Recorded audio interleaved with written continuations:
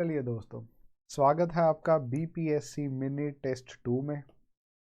मैं Jatin Gill sleepy classes की तरफ से टेस्ट सीरीज़ के आपको वीडियो सॉल्यूशंस में हेल्प करूंगा। हमारा यहाँ पे ऑब्जेक्टिव क्या रहेगा?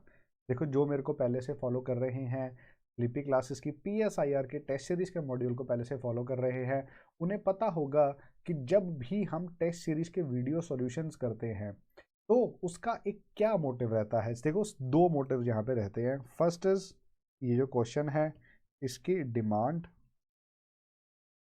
सेकंड है क्वेश्चन का स्ट्रक्चर।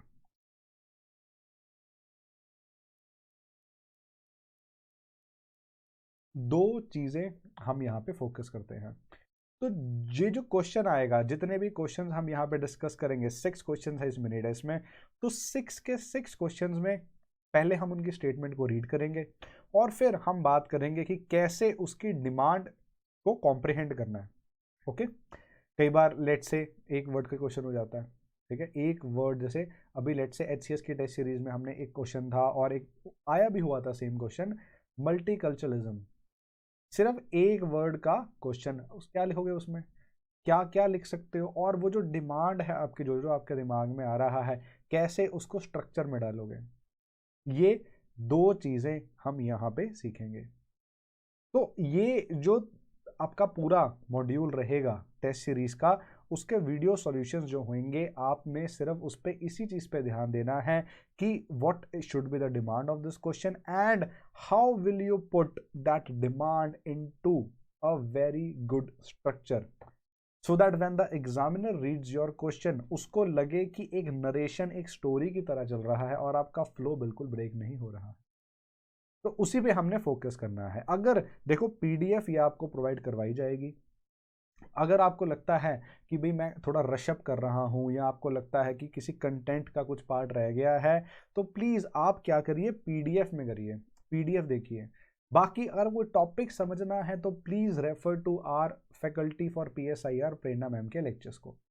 यहां मेरी जॉब है आपको ये बताना कि एक आंसर को, पीएसआईआर के क्वेश्चन को, पीएसआईआर के पेपर को अटेम्प्ट कैसे करना है। ओके, सो इस ही नोट पे हम मूव ऑन करते हैं। फर्स्ट क्वेश्चन देखेंगे जी। फर्स्ट क्वेश्चन क्या कह रहा है, let me zoom it up. Okay, चलिए जी, फर्स्ट क्वेश्चन क्या कह रहा है, why is SAARC, South Asian Association for Regional Cooperation, जो सार्क है, has not been successful in fulfilling its promise. Okay, what have been the casual factors, मतलब कि क्या लिमिटेशंस, क्या कमियां रह गई थी, क्या इश्यूज थी, किसके, सार्क के, कि जो उनका एक क्या था, एक जो मैंडेट था वो नहीं पूरा हो पाया। उसके बाद क्या है जी, what kind of initiatives need to be taken by member countries to make the SAARC more active. Directive क्या है यहाँ पे, एक्सप्लेन का।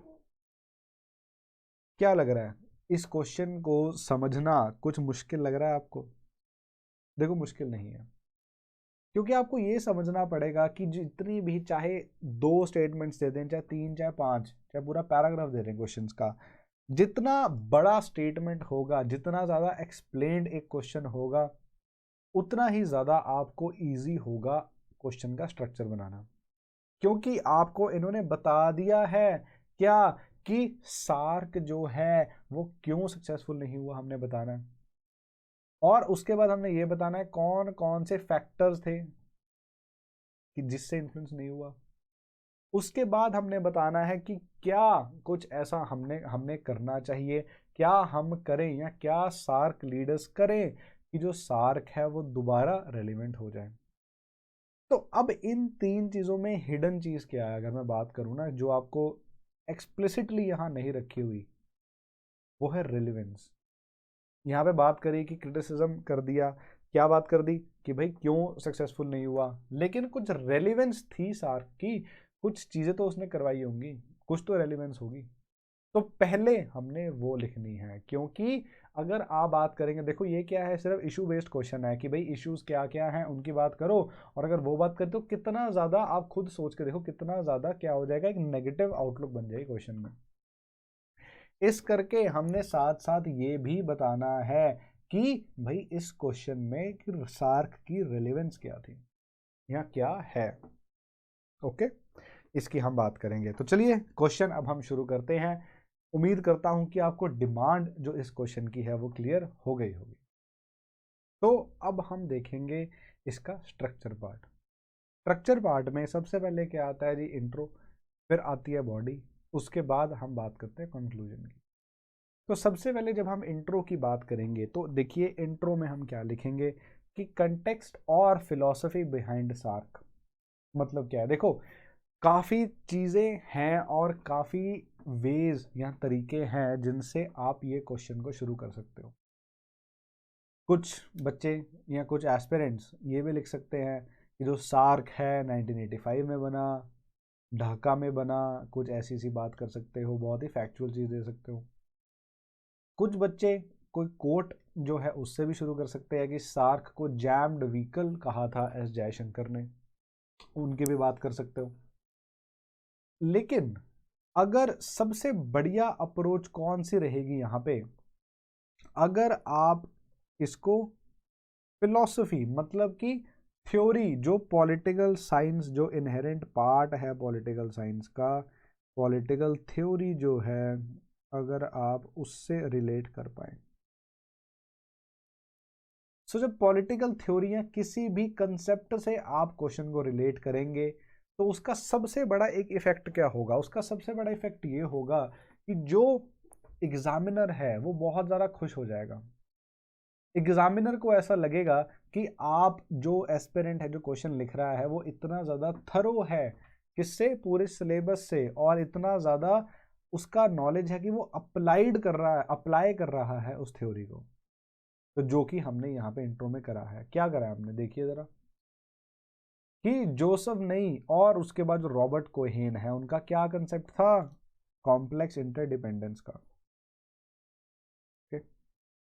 तो उस कंसेप्ट को हमने रिलेट करा है किससे, साउथ एशियन रीजन से। वो कह रहे हैं कि जैसे कॉम्प्लेक्स इंटरडिपेंडेंस है उसने क्या करा है, वर्ल्ड को एक क्या कर दिया है, बहुत छोटी सी प्लेस बना दिया है, या वर्ल्ड को क्या कर दिया है, एक एक एक एक इकट्ठा कर दिया है वर्ल्ड को।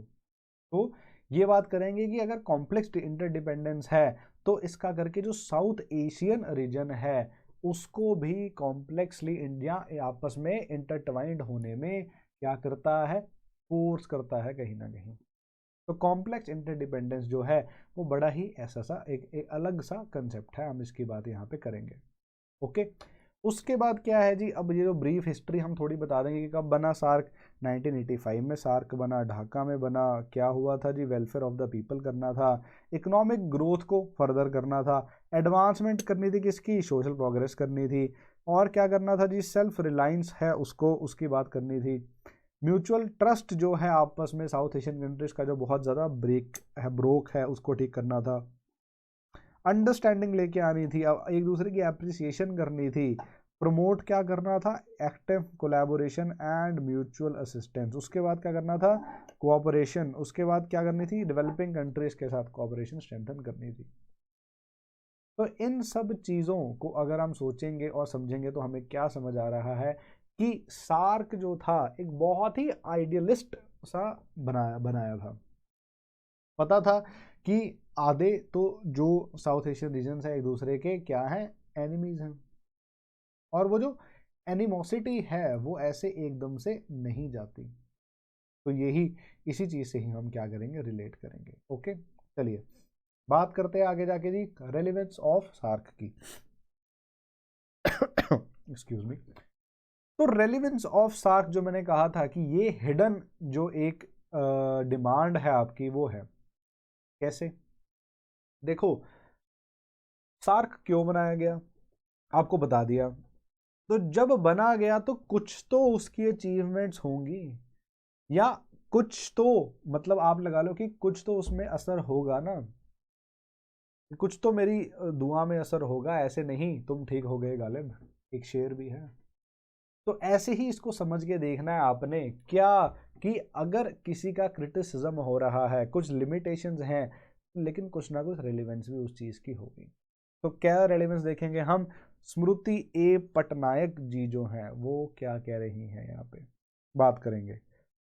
वो कह रहे हैं कि सार्क एक ऐसा प्लेटफॉर्म है जो कि प्रोवाइड करता है रीजनल कंट्रीज को एक प्लेटफॉर्म क्या करने के लिए, डिस्कस करने के लिए इश्यूज जो कि इस रीजन को तंग कर रहे हैं, जो रीजन के लिए बहुत ही इंपॉर्टेंट इश्यूज हैं, उनको डिस्कस करना है, खासकर साउथ एशिया जैसे रीजन के लिए। क्यों?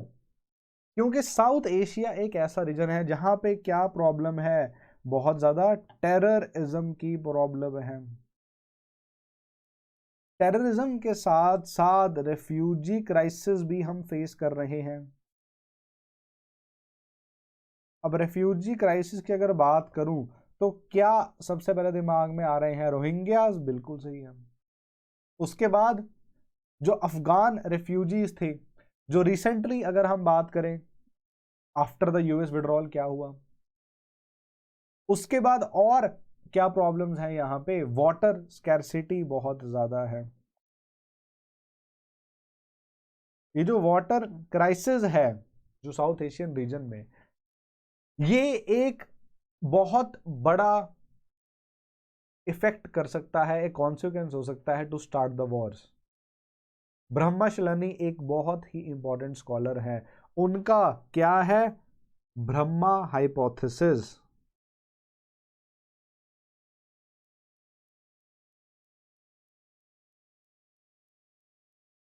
ब्रह्मा हाइपोथेसिस, एक बार आप प्लीज स्पेलिंग चेक कर लेना इसको, मेरे को ब्रह्मा जी की स्पेलिंग ऐसे आ नहीं रहे हैं। ओके, तो ब्रह्मा हाइपोथेसिस में वो क्या कहते हैं कि अगली, अगर कहते हैं इंडिया चाइना या इंडिया पाकिस्तान की वॉर होगी तो वो किस पे होगी, पानी पे। अब वो सोच के देखो कि अगर पानी पे वॉर होगी दैट मीन्स कि कितना बड़ा क्राइसिस हम वाटर का यहाँ पे फेस कर रहे हैं। उसके बाद क्या है जी, सेकंड, जो स्मॉलर कंट्रीज है वो क्या कर सकती हैं, एक रोल प्ले कर सकती हैं in setting the regional agenda. तो अगर बांग्लादेश या अगर नेपाल के लिए कोई एक प्रोमिनेंट इशू है और इंडिया के लिए नहीं है वो इशू, फिर भी वो सार्क में रेस कर सकती है, ये बात करेंगे। उसके बाद क्या है, और सार्क ने क्या करा है, एरियाज जो है, एरियाज ऑफ कोऑपरेशन को इसने एक्सपेंड कर दिया।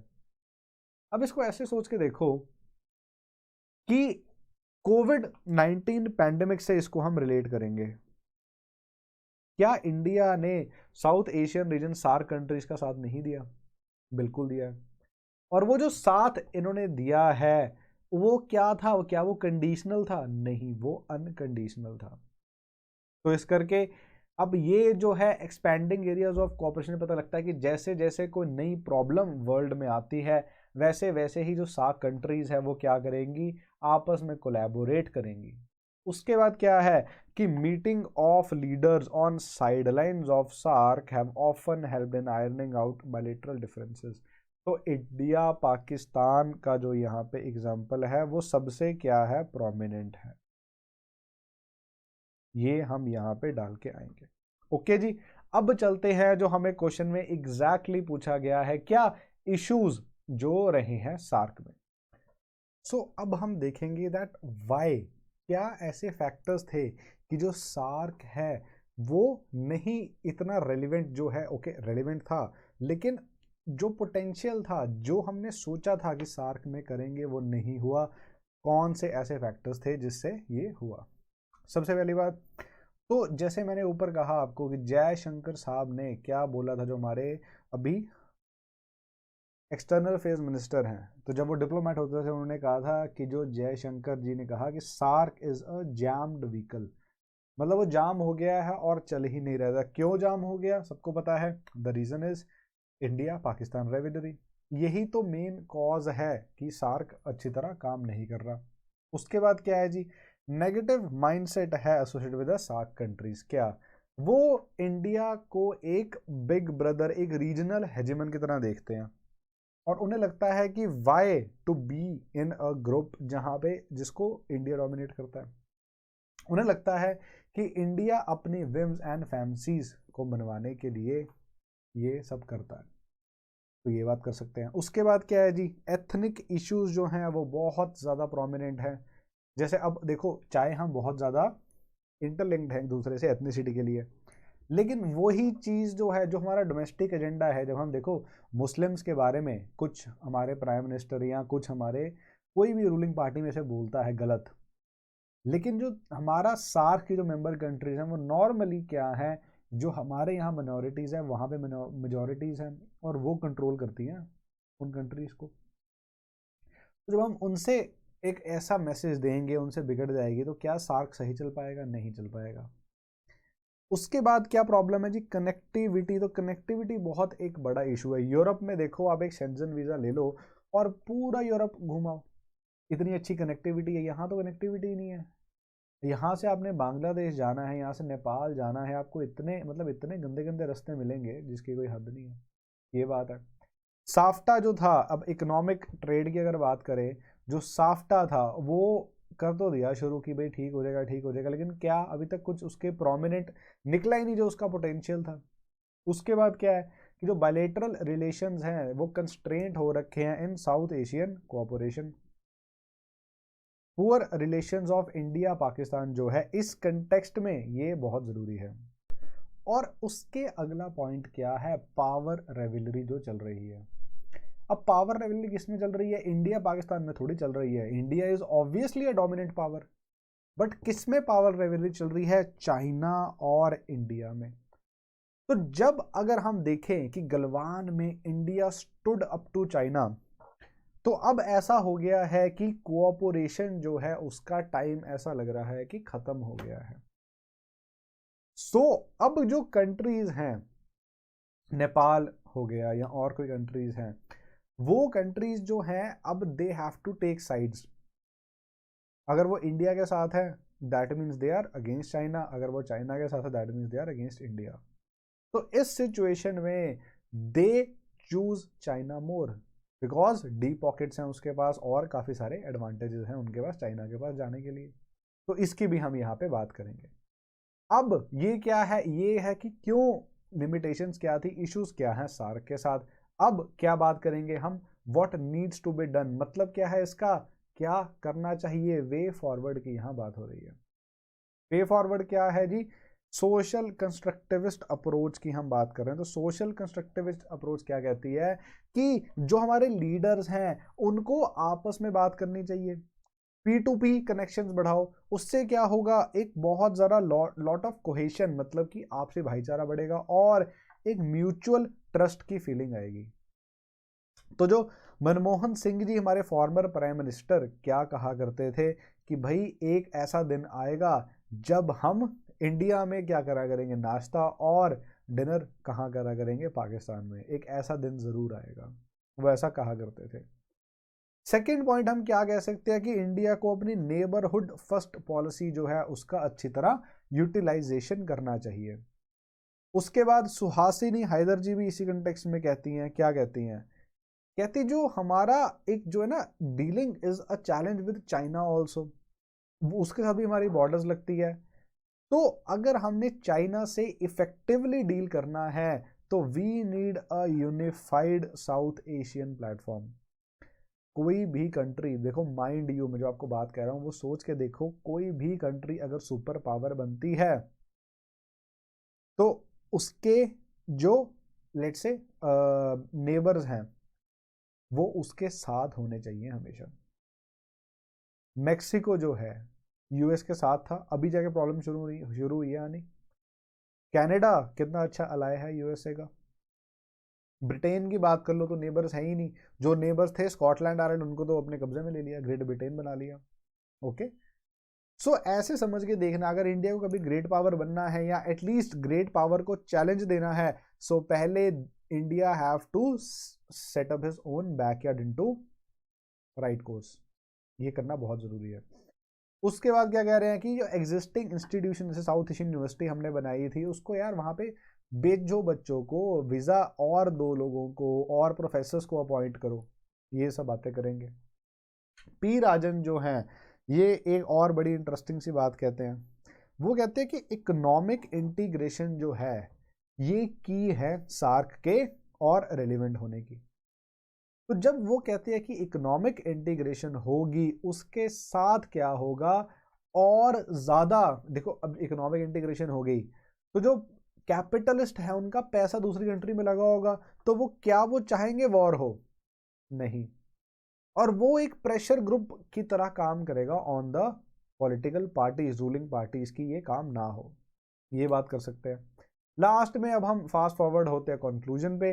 तो कंक्लूजन क्या बात कर रहा है कि एशियान को रोल मॉडल लो, मतलब कहीं ना कहीं इकोनॉमिक इंटीग्रेशन की बात हो रही है कि एशियान की तरह इंटीग्रेशन करनी है हमने, और वो करने से क्या होगा, एक स्टेबलाइज रीजन हो जाएगा with a better peace, scope for peace and stability.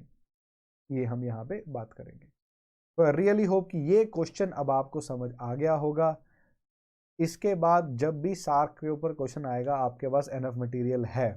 Okay, so please मैं आपको यही कहूंगा, इस क्वेश्चन की डिमांड को अच्छी तरह समझिए, स्ट्रक्चर को अच्छी तरह समझिए, और प्लीज इसको अटेम्प्ट करिए। अगर कर चुके हैं तो ठीक है, दोबारा अटेम्प्ट करिए और देखिए कि जैसा हमने आपको डिमांड और स्ट्रक्चर बताया है क्या वैसा आप कर पा रहे हैं कि नहीं। शुरू करते हैं क्वेश्चन नंबर 2। एक बार इसको रीड कर लेंगे। How the emergence of China as a global power has shaped the foreign policy of USA towards India in recent years, obviously। काफी इंटरेस्टिंग सी स्टेटमेंट नहीं लग रही कि हमने रिलेट क्या करना है इसमें कि यूएसए का राइज हो रहा है, और जो सुपर पावर थी, जो सिंगल मोस्ट सुपर पावर है हमारी, कौन है? यूएसए। उसको चैलेंज दे रहा है चाइना। तो वो जो एक वर्ल्ड ऑर्डर में जो फेर बदल हो रही है, जो वर्ल्ड ऑर्डर चेंज हो रहा है, उससे जो करंट सुपर पावर है यूएसए, वो इंडिया के साथ कैसा बिहेव कर रही है। ओके, तो ये हमारा क्वेश्चन है in simple translation in Hindi. तो अब इसकी डिमांड क्या होगी? देखो, सबसे पहले क्या कह रहे हैं, emergence of China as a global player. इतने पार्ट को समझने की कोशिश करो कि emergence of China as a global player क्या है। मतलब कि यहां कहीं ना कहीं चेंजिंग वर्ल्ड ऑर्डर की बात हो रही है।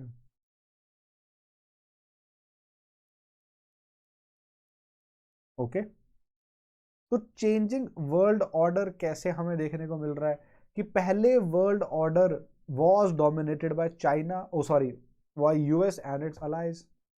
लेकिन अब चाइना क्या कर रहा है, उस वर्ल्ड ऑर्डर को टॉपल करने की कोशिश कर रहा है, और उस वर्ल्ड ऑर्डर को एक तरह से खत्म करने की कोशिश कर रहा है, एक अपना नया वर्ल्ड ऑर्डर बनाना चाहता है। ये बात करेंगे। उसके बाद क्या है जी, emergence of China as a global power has shaped the foreign policy of USA towards India। तो पहला चीज क्या समझ आ रही है ये, दूसरी चीज क्या समझ आ रही है, foreign policy of USA specially for India. इसमें क्या हुआ, एवोल्यूशन कैसे आई, या जो evolution is a right word, evolution लिखते हैं कि इनमें एवोल्यूशन कैसे आई, ये बात करेंगे। उसके बाद क्या है, लास्ट में इन्होंने क्या बोला है, अगर एवोल्यूशन की बात करी है तो कुछ रेलिवेंस होगी या कुछ लेट्स से कि वे फॉरवर्ड हम बता सकते हैं कि और आगे क्या करना चाहिए। ये बात हम यहाँ करेंगे। तो इन तीन चीजों से आपको क्या समझ आ रहा है कि जब भी आप क्वेश्चन को पढ़ेंगे, क्वेश्चन को कॉम्प्रिहेंड करने की कोशिश करेंगे, तो आपको ये पता होना चाहिए कि डिमांड इस क्वेश्चन की क्या है। जब आपको ये चीज समझ आ गई है तो आपको डिमांड भी इस क्वेश्चन की समझ आ जाएगी। और इस क्वेश्चन की डिमांड क्या है, बहुत ही इजी है। वर्ल्ड ऑर्डर जो चेंज हो रहा है उसके बारे में आपको थोड़ा पता होना चाहिए। और उसके बाद क्या है, जो फॉरेन पॉलिसी है यूएसए की जो इंडिया के प्रति है उसका पता होना चाहिए। रिसेंट में जो कोई इवेंट्स हुए होंगे जैसे उसको डिवाइड कर दो, मिलिट्री में इवेंट क्या हुए हैं, कुछ ऐसे फाउंडेशनल एग्रीमेंट्स हैं जो साइन करे हैं यूएस ने इंडिया के साथ, उनकी बात कर देंगे। इंडो पैसिफिक जो है उसकी बात कर दो, क्वाड की बात कर दो, ओके, यूएनएससी में कैसे साथ दे रहा है इंडिया का यूएस, उसकी बात कर दो। तो इन सब चीज़ों की हम यहाँ बात करेंगे। तो अब जब डिमांड क्लियर है तो हमें स्ट्रक्चरिंग का पता होना चाहिए कि स्ट्रक्चर कैसे होगा। तो सबसे पहले देखो, चेंजिंग वर्ल्ड ऑर्डर जो मैंने यहां लिखा है, क्या ये पूरे क्वेश्चन में कहीं ये चीज मेंशन्ड है एज इट इज? क्या कहीं मेंशन है? ये नहीं है। तो चेंजिंग वर्ल्ड ऑर्डर ये हमारी कॉम्प्रीहेंशन से हमें समझ आया है, ये एज सच कहीं भी मेंशन नहीं है। तो जो कि ये मेंशन नहीं है कहीं पर भी, तो हमें ये समझना है कि ये सिर्फ कंटेक्स्ट या एक प्रेमाइस की बात कर रहा है। इसका लेना देना किसी भी उस चीज से नहीं है क्वेश्चन की। इंप्लाइड है लेकिन एक्सप्लिसिट नहीं है, हम लिखेंगे नहीं, कोर डिमांड में नहीं लिखेंगे इसको। हम कहाँ लिखेंगे इसको? हम लिखेंगे इंट्रो में, कंटेक्स्ट में। तो ये हमारी क्या हो जाएगी जी? ये हमारी हो जाएगी intro. This will be our intro part. अब जो कोर डिमांड इसमें क्या है? कोर डिमांड इसमें क्या है? जो फॉरेन पॉलिसी जो यूएस की है वो इंडिया के प्रति कैसी है उसकी बात करेंगे। ये क्या हो जाएगा जी? फिर हमारा ये हो जाएगा हमारा बॉडी पार्ट। लास्ट में वे फॉरवर्ड और क्या हो सकता है या क्या करना चाहिए इंडिया को या फिर यूएस को, वो बात करेंगे। वो हो जाएगा हमारा वे फॉरवर्ड, वो हो जाएगा जी हमारा कंक्लूजन। तो जैसा मैं ये स्ट्रक्चर क्यों बना रहा हूं, देखो आप सोच के देखो कि ये जो स्ट्रक्चर मैं यहां बना रहा हूं ये ऑलरेडी यहां पे लिखा हुआ है, पर मैं इसको यहां पे क्यों लिख रहा हूं? क्योंकि आपका सोचने का, देखो my job is to make you think. तो अगर आप इन लाइंस पे सोचना शुरू कर देंगे कि यार पहले मैं क्या लिखूं, पहले मैं उस कीवर्ड को समझूं कि क्या पूछ रहा है चेंजिंग वर्ल्ड ऑर्डर, फिर मैं जो कोर डिमांड है उसको समझूं, फिर मैं सोचूं कि ये चीज हो गई है, अब मैंने उसमें क्या देना है, कंक्लूजन में क्या देना है। जब चीजें, ये तीन चीजें आपको ऑटोमेटिकली समझ आ गई और इसी ऑर्डर में समझ आ गई, दैट मीन्स अब ये समझें कि आपको आंसर राइटिंग करनी आ गई है। यही मेरा यहाँ पे क्या है, ऑब्जेक्टिव आपको समझाना कि how to think while writing a question for PSIR optional. इसको समझना जरूरी है। मूविंग ऑन, अब क्या बात करेंगे, क्वेश्चन को डिस्कस करेंगे बहुत ही ब्रीफली। डिमांड क्लियर है जी सबको, स्ट्रक्चर क्लियर है सबको। चलिए आगे बात करेंगे। किस चीज की बात करेंगे? अब हम बात करने जा रहे हैं पूरे क्वेश्चन की, इसके कंटेंट की। तो स्टार्ट कैसे करा हमने? तो जगदीश सेठ एक प्रोमिनेंट स्कॉलर हैं बहुत ज़्यादा, वो क्या कह रहे हैं, कहते हैं कि 19th सेंचुरी थी वो क्या था, era for Europeans. 20th century क्या थी, एरा ऑफ अमेरिकन। अब क्या है 21st सेंचुरी जो है, it is reserved for the revolution of east. तो एशियन सेंचुरी वाला जो कंसेप्ट है, कहीं ना कहीं बात होती है ना, देखो मैं लिख भी देता हूं यहाँ पे, एशियन सेंचुरी की जो बात होती है तो यहाँ पे यही बात हो रही है कि जो 21st सेंचुरी है उसको एशियन सेंचुरी कहा गया है। अब इसमें क्यों कहते हैं कि द एशियन जायंट्स, इंडिया और चाइना को, वो आपस में लड़ रहे हैं। क्यों? दोनों को, they both want a part, both want to be a part और a leader of this Asian century. लेकिन अब फ्रंट रनर अभी तक कौन है रेस में, इंडिया के चाइना? खुद सोचो। चलो अब उसके बाद क्या है जी, एक और टर्म हमने यूज करी अपने सिलेबस में से या अपने हमने नोट्स में से, थ्यूसिडाइडस ट्रैप। कि कैसे जो वर्ल्ड ऑर्डर है वो थ्यूसिडाइडस ट्रैप बन चुका है, और कैसे जो रिविजनिस्ट पावर है जैसे कि रशिया और चाइना, इनका एक नेक्सस बन गया है अगेंस्ट द करंट हेजिमन्स, जो कि कौन है, US and its allies. Okay, ये बात करेंगे। उसके बाद जयशंकर जी काफी सारे रीजंस देते हैं इस चीज के लिए। फर्स्ट क्या है, राइज ऑफ चाइना। दूसरा क्या है, अनसर्टेनिटी ऑफ यूएसए। कब से शुरू हुई है ये, अगर हम बात करें ट्रंप एरा, ट्रंप एरा से ये अनसर्टेनिटी आना बहुत ज़्यादा शुरू हो गई है। राइज ऑफ बीजिंग कंसेंसस, मतलब कि जो कहीं ना कहीं, जैसे कि एक ईस्टर्न वैल्यूज़ की बात हुआ करती थी, एशियन वैल्यूज़ की बात हुआ करती थी, वैसे ही एक बीजिंग कंसेंसस जो है उसकी बात हो रही है। ओके, उसके बाद क्या है, टेररिज्म फ्रॉम गवर्नड स्पेसेस, जैसे अफगानिस्तान की बात कर लेते हैं। सीरिया की बात कर लेते हैं ना, ये सब क्या कर रहा है, एक लेजिटिमेसी खत्म कर रहा है नॉर्मल गवर्नमेंट की। उसके बाद क्या बात करेंगे जी, अमिताभ आचार्य जी क्या कह रहे हैं, कहते जो करंट वर्ल्ड ऑर्डर है इसको किस चीज से हम डिनोट कर सकते हैं, इट इज अ मल्टीप्लेक्स, मतलब बायोपोलैरिटी नहीं है, यूनिपोलैरिटी तो ऑब्वियसली ही नहीं है, तो क्या है, कहीं ना कहीं मल्टीपोलैरिटी आ रही है, और वो जो मल्टीपोलैरिटी है उसको एक कहीं ना कहीं अपने वर्ड्स में वो मल्टीप्लेक्स कह रहे हैं। मल्टीपोलैरिटी समझते हो ना सब क्या होता है, बायोपोलैरिटी मतलब 2 सुपर पावर्स, यूनिपोलैरिटी मतलब सिंगल सुपर पावर, मल्टीपोलैरिटी मतलब कोई सुपर पावर नहीं है, काफी सारे पोल्स हैं जो अपनी अपनी जगह क्या कर रहे हैं, हेजीमनी एक्सर्ट कर रहे हैं, ये होती है मल्टीपोलैरिटी। रश दोषी जी जो हैं अपनी किताब लॉन्ग गेम में क्या लिखते हैं, कहते चाइना है क्या कर रहा है, राइज कर रहा है फास्टली, और क्या सीख कर रहा है, to blunt America's existing power and displace the American order at the global level. तो ये कहीं ना कहीं evolution of the global order या फिर change in the global order को दिखा रहा है।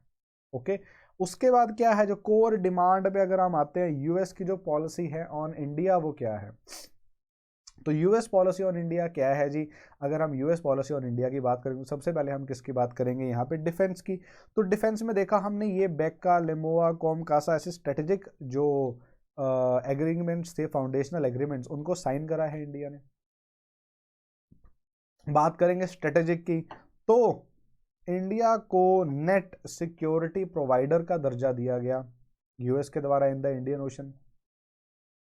क्वाड वगैरह की बात कर सकते हो है ना, कि कैसे हो गया, चलो मिनीलेटरल्स में आएंगे क्वाड, ओके गुड, मिनीलेटरल्स में क्वाड आया, I2U2 रिसेंटली अभी हमने उसका पार्ट बने हैं, और जितनी भी हम एक्सरसाइजेस करते हैं, मिलिट्री एक्सरसाइजेस करते हैं, वो भी आ सकती है इसमें, वो मिनी लेटरल में आ सकती है और मिलिट्री में भी आ सकती है। तो देखो कितना ओवरलैपिंग है सब, है ना, तो ट्राई करना है जितने ज़्यादा ये जो पॉइंट्स है ना, जितने ज़्यादा ये आपके बन सकते हैं उतना एग्जामिनर आपसे क्या होएगा, इम्प्रेस होगा। तो चलो, अब अगर हम पॉइंट्स की बात कर रहे हैं ना, तो मैं आपको प्लीज़ एक चीज़ बता दूं, नेवर एवर राइट इन पॉइंटर्स। मैं लिख तो रहा हूं ताकि आप इसको बहुत ज़्यादा सीरियसली लें। Never ever right in pointers in the paper of PSIR, please इसको याद रखना है, ये बहुत ज़्यादा इम्पॉर्टेंट चीज़ है।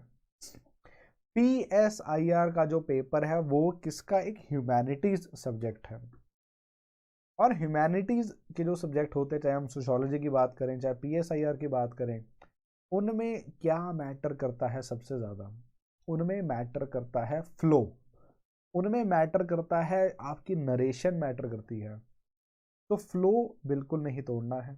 ओके, बात क्या करनी है, फ्लो तोड़े बिना हमने क्या करना है, यहाँ पे हमने एक एक स्टोरी नरेट करनी है और ज़्यादा से ज़्यादा कंटेंट भरना है इन द पैराग्राफ फॉर्म। तो अब आप मेरे से सवाल करेंगे कि यार आपने यहाँ पे पॉइंटर्स में क्यों लिखा है, इसका सोल रीज़न ये है कि हम आपको मॉडल आंसर के साथ साथ कंटेंट भी दे रहे हैं।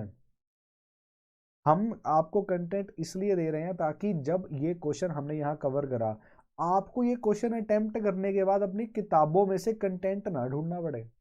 आप गूगल पे मत बैठे रहो, सर्च करते रहो साग का कंटेंट या ऐसा कुछ कंटेंट। ओके, इसी करके पॉइंटर्स में नहीं लिखना है। अगली बात आती है जी इकोनॉमिक की। इकोनॉमिक में क्या कह रहे हैं, लेटेस्ट डाटा क्या कह रहा है, US has surpassed China in its largest trade partner. तो सोच के देखिए, है ना, तो अदर स्टेट रिलेशन मतलब क्या है, यूएस जो है कंपैरेटिवली क्या रहा है, एक्सेप्शनल रहा है with respect to India relation with other countries which didn't go really well with the US. Decreasing divergences, ठीक है, डिक्रीज डाइवर्जेंसेस ये भी बात ठीक है। डेवलपमेंटल पार्टनरशिप्स ये तो हो ही रही हैं, ये तो हमें देखने को मिल ही रही हैं।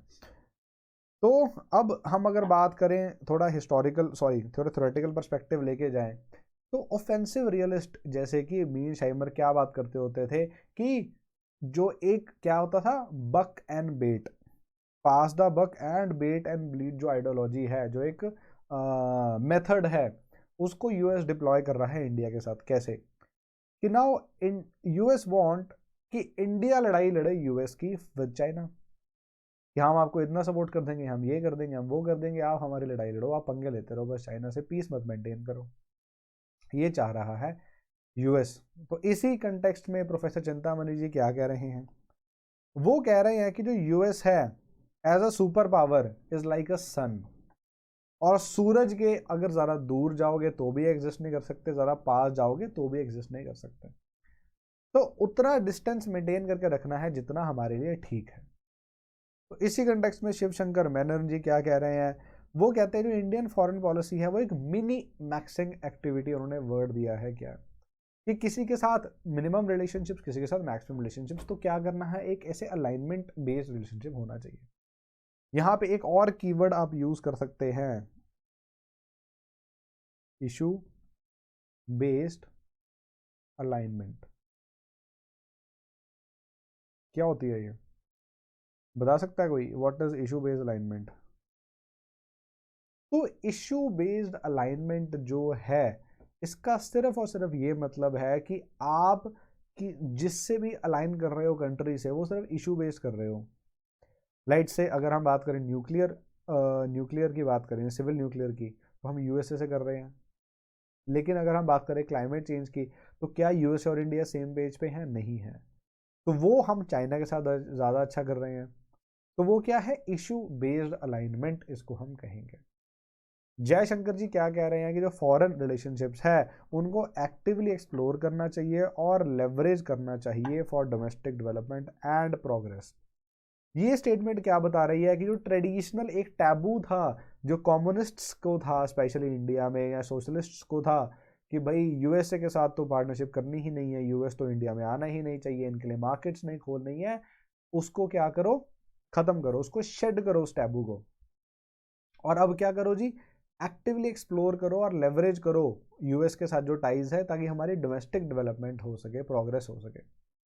ओके, तो इसी कंटेक्स्ट में राकेश सूद जी भी ऐसा सी ही कुछ बात करते हैं और बोलते हैं कि जो इंडियन स्ट्रेटेजिक कम्युनिटी है उनको क्या करना चाहिए, अप्रिशिएट करना चाहिए पॉलिसीज को, और क्या करना चाहिए, प्रिजनर्स ऑफ लेबल्स, जैसे कि इंडिया का क्या लेबल है, नैम है जी, ये तो स्ट्रेटेजिक ऑटोनॉमी ढूंढते रहते हैं, ये सब बात है, जो लेबल्स में नहीं चलना चाहिए। तो इशू बेस्ड अलाइनमेंट भी यहाँ पे वर्ड यूज कर सकते हो कि हमें वो भी यहाँ पे कर लेनी चाहिए। तो इसी के साथ हम यहाँ पे क्वेश्चन को एंड करते हैं। आई रियली होप कि ये क्वेश्चन आपको समझ आ गया होगा। तो चलिए दोस्तों, moving on to the next question, question number 3 discuss करेंगे। एक बार बहुत ही ब्रीफली इस स्टेटमेंट को थोड़ा कम टाइम में पढ़ लेंगे। एक्सप्लेन द डिटर्मिनेंट्स, किसके, फॉरेन पॉलिसी के, determinants of foreign policy with focus on the national interest and ideology as 2 major constitutive elements. तो अब इस स्टेटमेंट से हमने क्या निकालना है, क्या कॉम्प्रिहेंड करना है, इस क्वेश्चन की डिमांड कॉम्प्रिहेंड करनी है। सो डिमांड कॉम्प्रिहेंड करने के टाइम क्या समझना होता है कि कौन कौन से कीवर्ड सबसे पहले यूज करे गए हैं। सबसे पहला क्या कह रहा है वो, determinants of what, foreign policy.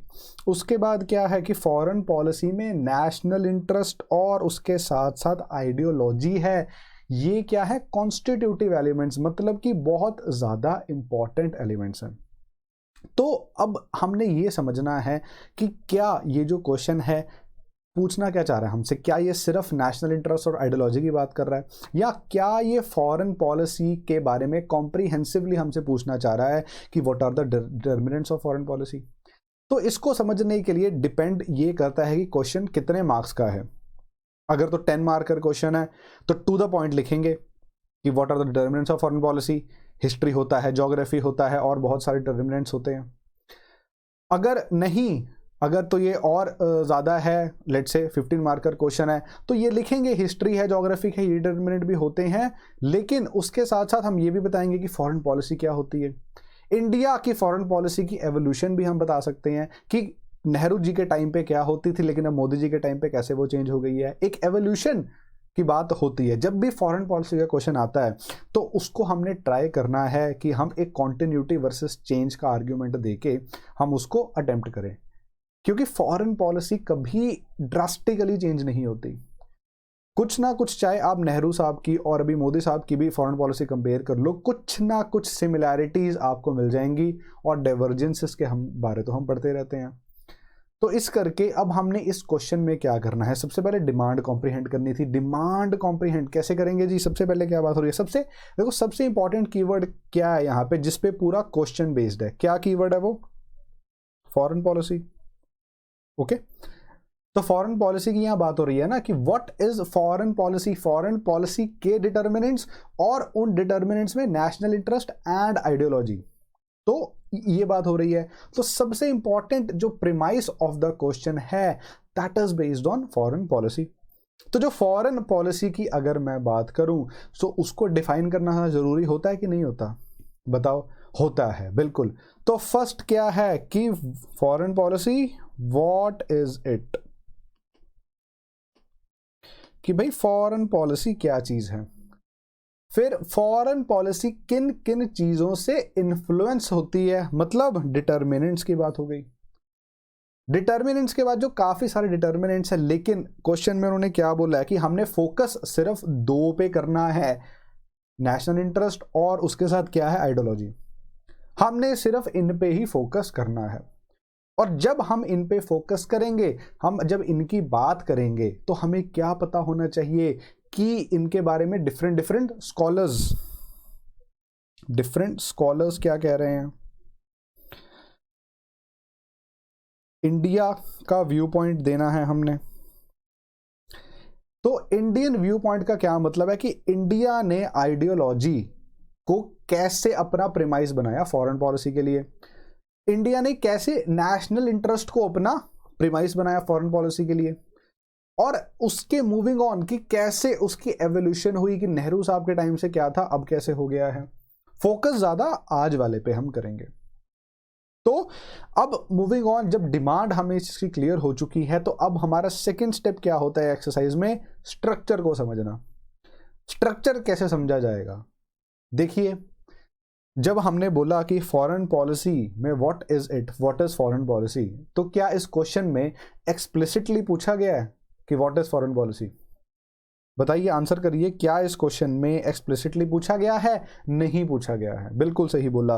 तो जो हमने ये लिखा है कि व्हाट इज इट, अगर हम ये बात करते हैं दैट इज इम्प्लिसिट, और जो इम्प्लिसिट चीजें होती हैं वो किसका पार्ट होती हैं? वो एक कंटेक्स्ट का पार्ट होती हैं। और कंटेक्स्ट कहाँ आता है? कंक्लूजन में थोड़ी हम कंटेक्स्ट देंगे, कंटेक्स्ट हमेशा हम कहाँ देंगे? इंट्रो में। सो ये मैं आपको बार बार इसीलिए बता रहा हूं ताकि आपके दिमाग में ये बात अच्छी तरह बैठ जाए कि जब भी क्वेश्चन का प्रेमाइस आपको बनाना है या जब भी क्वेश्चन का आपको इंट्रो लिखनी है तो यू शुड नो कि यार कंटेक्स्ट की बात करनी है। अगर नहीं तो हिस्ट्री की बात कर सकते हैं, हिस्टोरिकल जो चीजें होती है उनकी बात कर सकते हो, और बहुत तरह के इंट्रो हैं। लेकिन इंट्रो जो होती है नॉर्मली क्या होती है, डेफिनेशन बता देंगे, क्या होता है वो बता देंगे, कंटेक्स्ट जो चीज इम्प्लिसिट है उसकी बात हम ज्यादातर करते हैं। इंट्रो क्लियर है? चलिए मूविंग ऑन। अब आता है हमारा बॉडी पार्ट, जो कि क्या बॉडी पार्ट में क्या आता है? देखो, बॉडी पार्ट में हमेशा हम एड्रेस करते हैं कोर डिमांड को।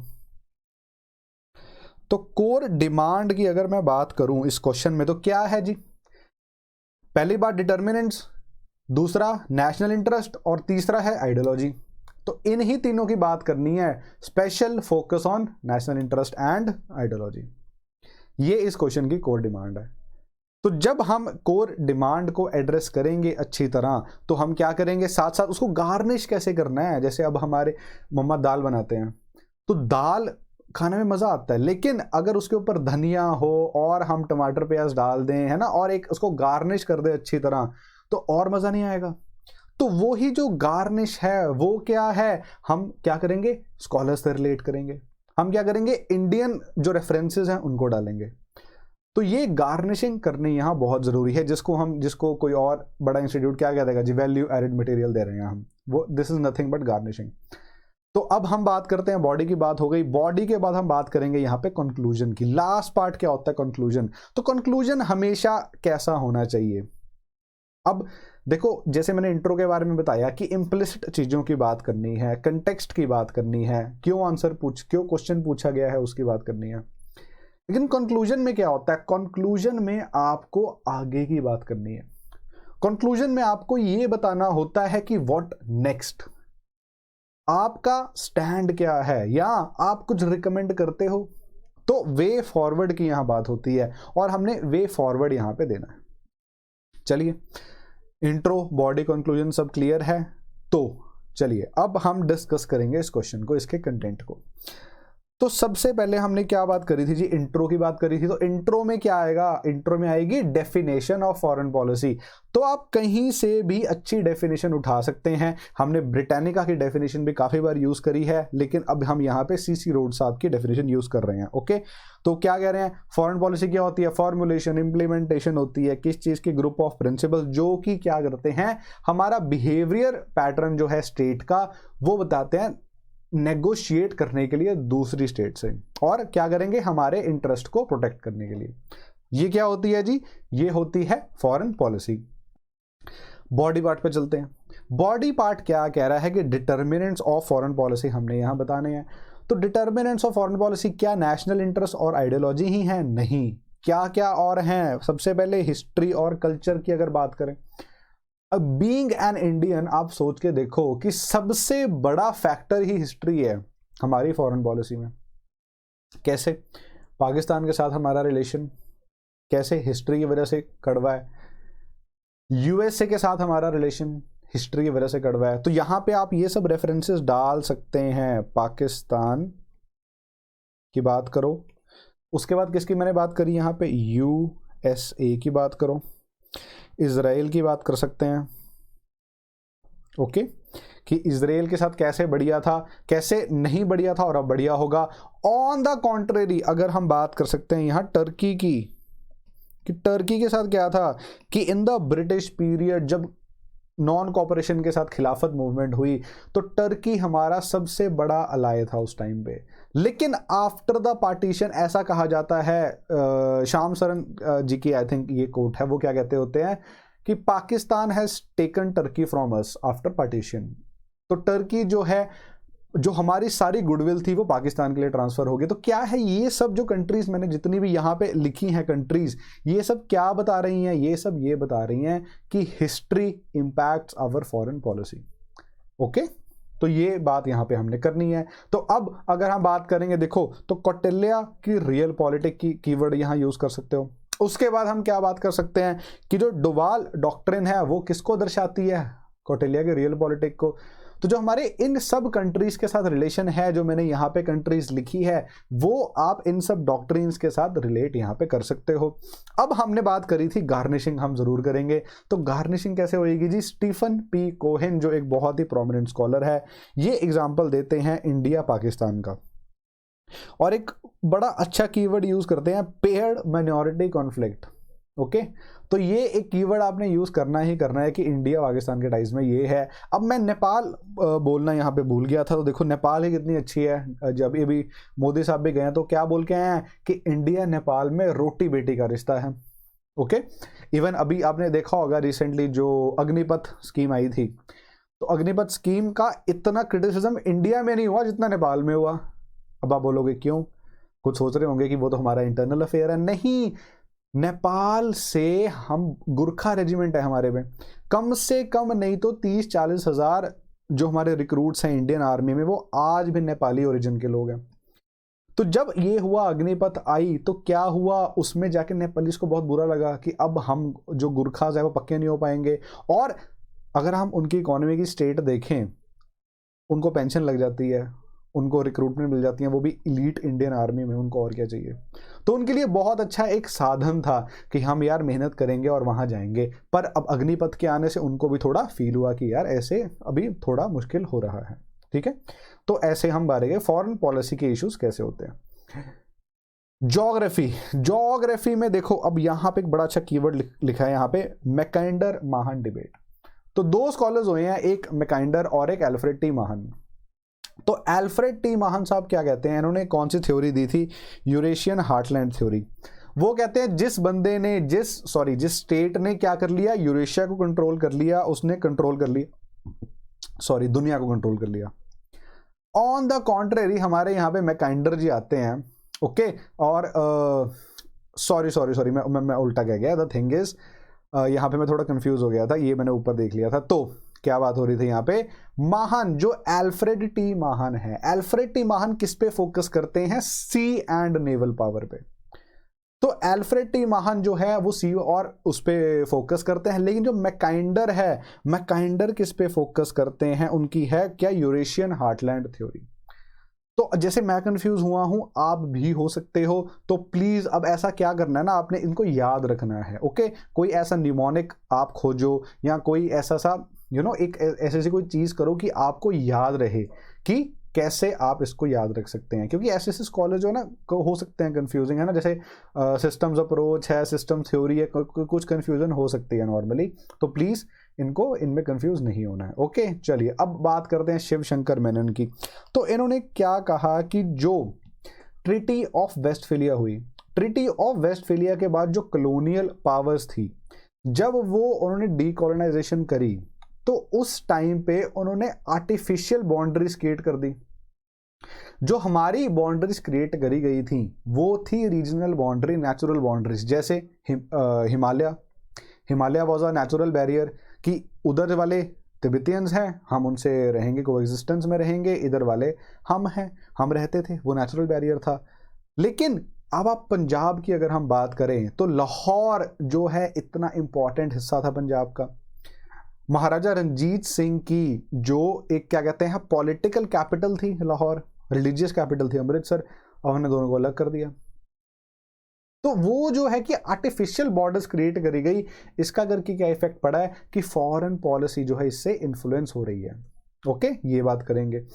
उसके बाद और क्या बात करेंगे, देखो यहाँ पे अब हमने बात करी है कि सीपैक आ गया, सीपैक से फॉरेन पॉलिसी इन्फ्लुएंस हो रही है, इंडिया के कंसर्न्स आप सबको पता है सीपैक के लिए, उसकी बात करेंगे। गलवान में क्या हुआ उसकी बात करेंगे, ये सब ज्योग्राफी से रिलेटेड है। अब यहाँ पे आप नेपाल का भी डाल सकते हो, नेपाल ने जो उत्तराखंड में करा, मैप डिप्लोमेसी नेपाल की, वो भी हम यहाँ डाल सकते हैं। श्रीलंका का डाल सकते हो, आइलैंड वाले डिप्लोमेसी, वो भी हम यहाँ पे डाल सकते हैं, ठीक है। तो काफ़ी डोकलाम भी यहाँ पे आ सकता है, तो काफ़ी चीज़ें हम यहाँ डाल सकते हैं।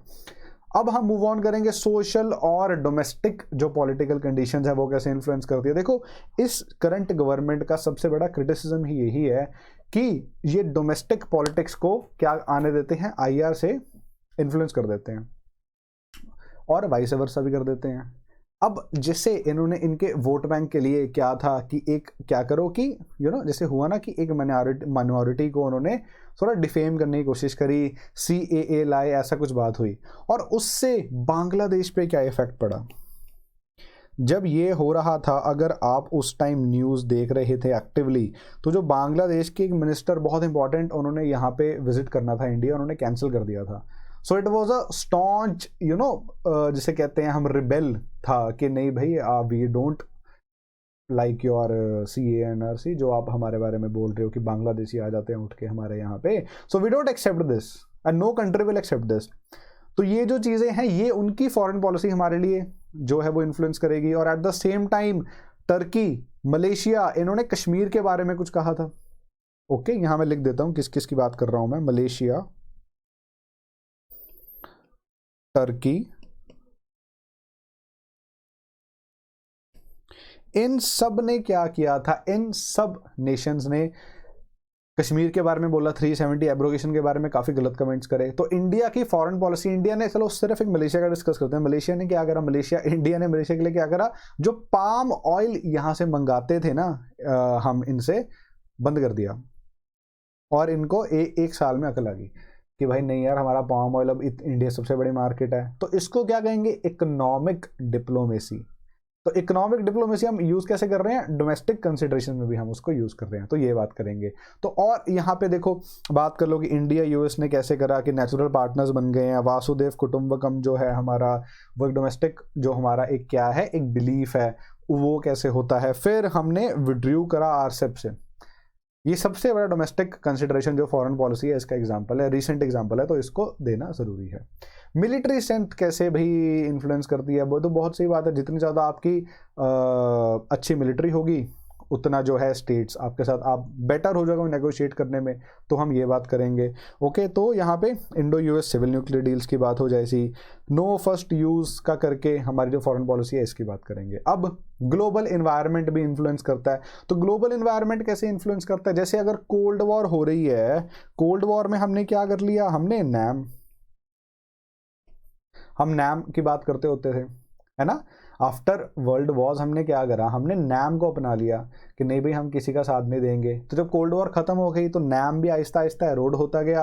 अब हम क्या कर रहे हैं, कहीं ना कहीं हल्का हल्का हम क्या कर रहे हैं, यूएस की तरफ जा रहे हैं, क्योंकि अब रशिया तो पावर रहा नहीं है, सुपर पावर चाइना है। तो ये क्या है, ग्लोबल इन्वायरमेंट से भी चेंज होता रहता है।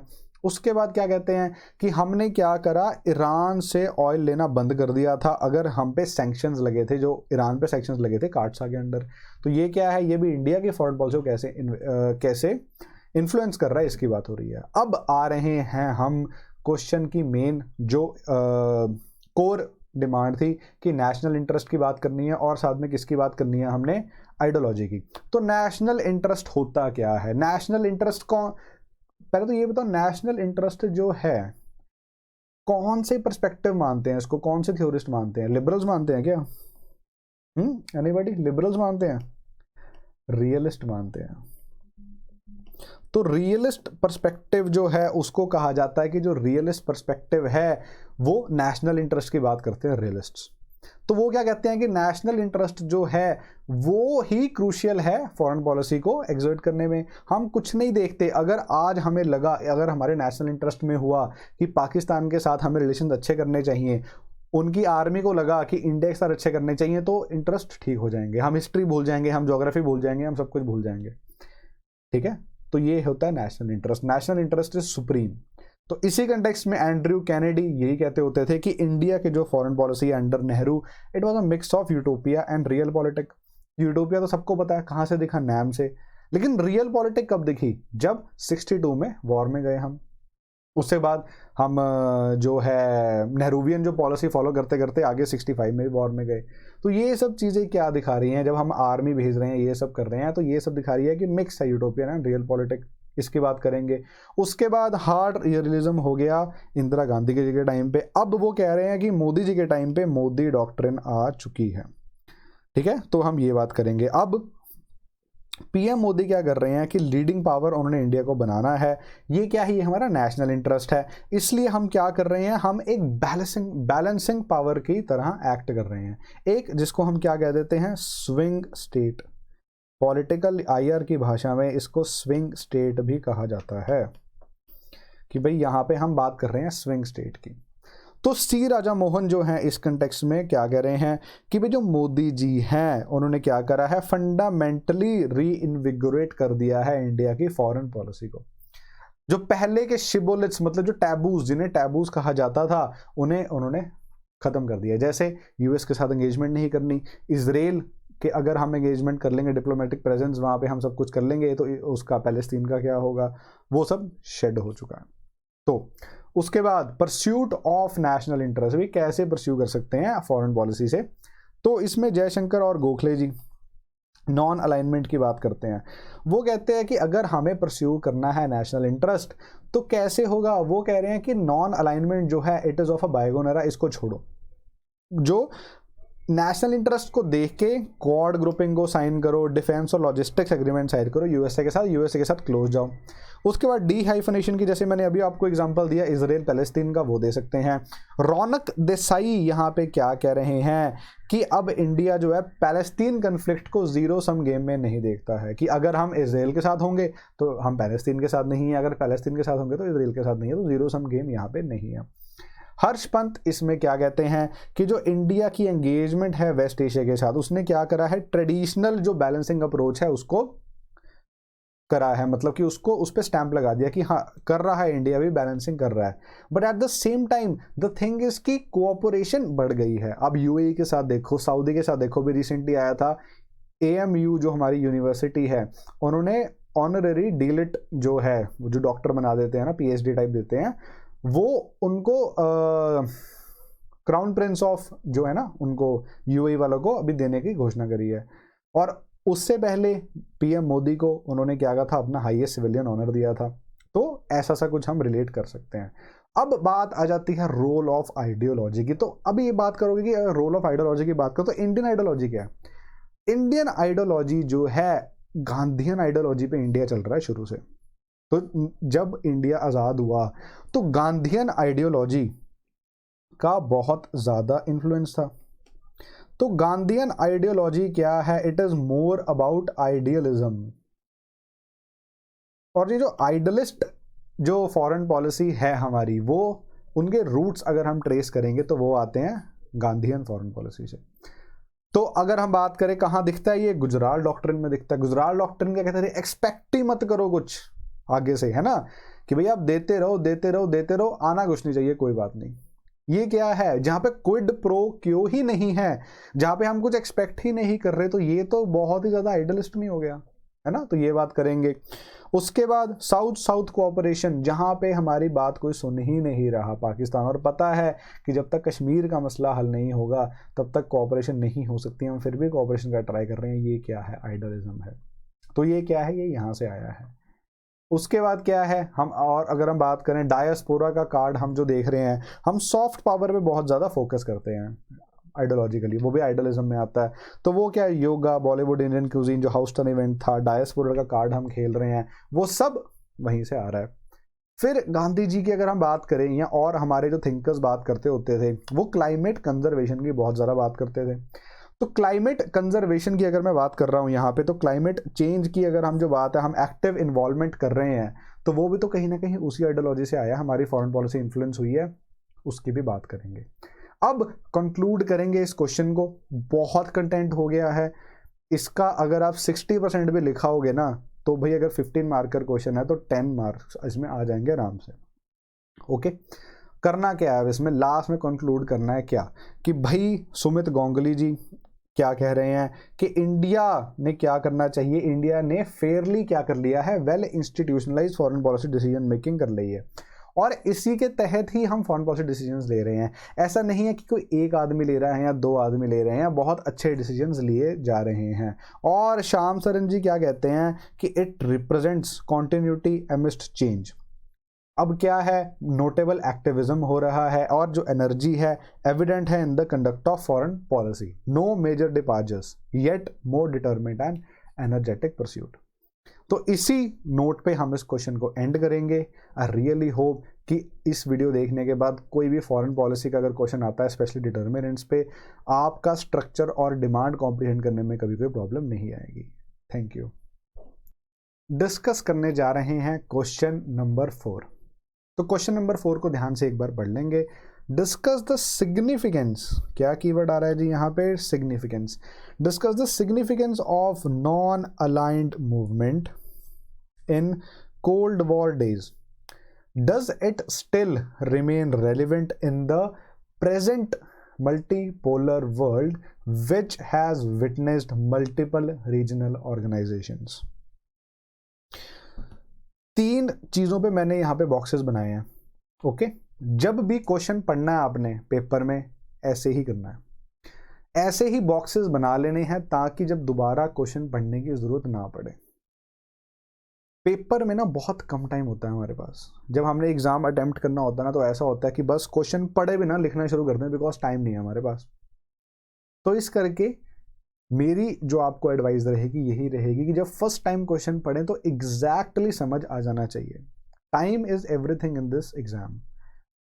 तो जब मैंने यहाँ पे बॉक्सेस बना लिए हैं, अब मैं क्या करूँगा? अब मेरी यहाँ पे जॉब होगी कि इनमें से जो डिमांड है उसको मैं समझूं, और जो फर्दर डिमांड है उसको मैं क्या करूं? स्ट्रक्चर में डालूं। तो इस क्वेश्चन की डिमांड तो बहुत ही ज्यादा इजी है समझनी। It is itself self evident. सब कुछ तो उन्होंने क्वेश्चन में लिख दिया कि नाम क्या करना है, नाम की सिग्निफिकेंस बतानी है, फिर उसकी सिग्निफिकेंस बतानी है उस टाइम पे, कोल्ड वॉर के टाइम पे। अब ये बताना है कि क्या वो रेलिवेंट है, मतलब दोनों चीजें, इफ इट इज रेलिवेंट या if it is not relevant. कोई इश्यूज हैं वो भी बताएंगे, करंट रेलिवेंस है वो भी बात करेंगे। तो उसके बाद क्या है जी, एक वे फॉरवर्ड दे देंगे कि व्हाट इंडिया शुड डू, कि should we pursue with NAM और should we drop the NAM. ये बात हम यहाँ पे करने वाले हैं। तो ऐसे से क्वेश्चंस में ना, ये डायरेक्ट क्वेश्चन आपका नोट्स में से है, ऐसे से क्वेश्चंस में अगर लेट्स से 15 नंबर का है, 15 मार्क का क्वेश्चन है और आपके 10 12 से कम आ रहे हैं ना, तो you are out of the race. Okay, mind you, मैं क्या कह रहा हूं, 10 से 12 आउट ऑफ 15 की बात कर रहा हूं मैं यहाँ पे, और इतने आते हैं ऑप्शन में, बिलीव मी, मिलेंगे आपको। ये डायरेक्ट क्वेश्चन आपके नोट्स में से है, और आई एम एक्सपेक्टिंग कि भाई अगर आप मेंस लिख रहे हो तो आपने नोट्स बनाए होंगे। अपने नोट्स, सेल्फ नोट्स बनाओ। हेल्प कहाँ से लो? हमारे नोट्स से, स्लीपी क्लासेस के नोट्स, उनमें से हेल्प लो। और जब आप उनसे हेल्प लेंगे तो आपको पता लगेगा कि ये क्वेश्चन तो बहुत ही ईजी क्वेश्चन है। सब ये जो स्टैटिक क्वेश्चंस है ना, इनको तो कभी भी नहीं छोड़ना है। स्टैटिक क्वेश्चंस में तो मतलब आप लगा लो कि स्टैटिक क्वेश्चन में तो बहुत अच्छे नंबर आपके आने चाहिए। ओके जी, मूविंग ऑन। क्या बात हो रही थी यहाँ पे? नैम की बात हो रही है। नैम, दूसरी क्या सिग्निफिकेंस क्या थी उस टाइम पे, जिस टाइम नेहरू जी इसको लेके आए थे, यहाँ जो आइडियोलॉजी थी हमारी। उसके बाद क्या बात कर रहे हैं हम? Does it remain relevant now in the present multipolar world? If not, why? If yes, why? Last में वे फॉरवर्ड। ये क्या है? इस क्वेश्चन की डिमांड है। स्ट्रक्चरिंग क्या है? स्ट्रक्चरिंग भी बहुत इजी है कि देखो सबसे बड़ा कीवर्ड क्या है यहाँ पे? नैम। तो स्टार्टिंग कैसे करेंगे भाई? नैम की बात करेंगे ना। क्या बोला था? इम्प्लिसिट बातें जो होती है, जो कंटेक्चुअल बातें होती है, वो कहाँ आती है? आपकी इंट्रो में। तो इंट्रो में क्या बता देंगे कि नैम क्या चीज है।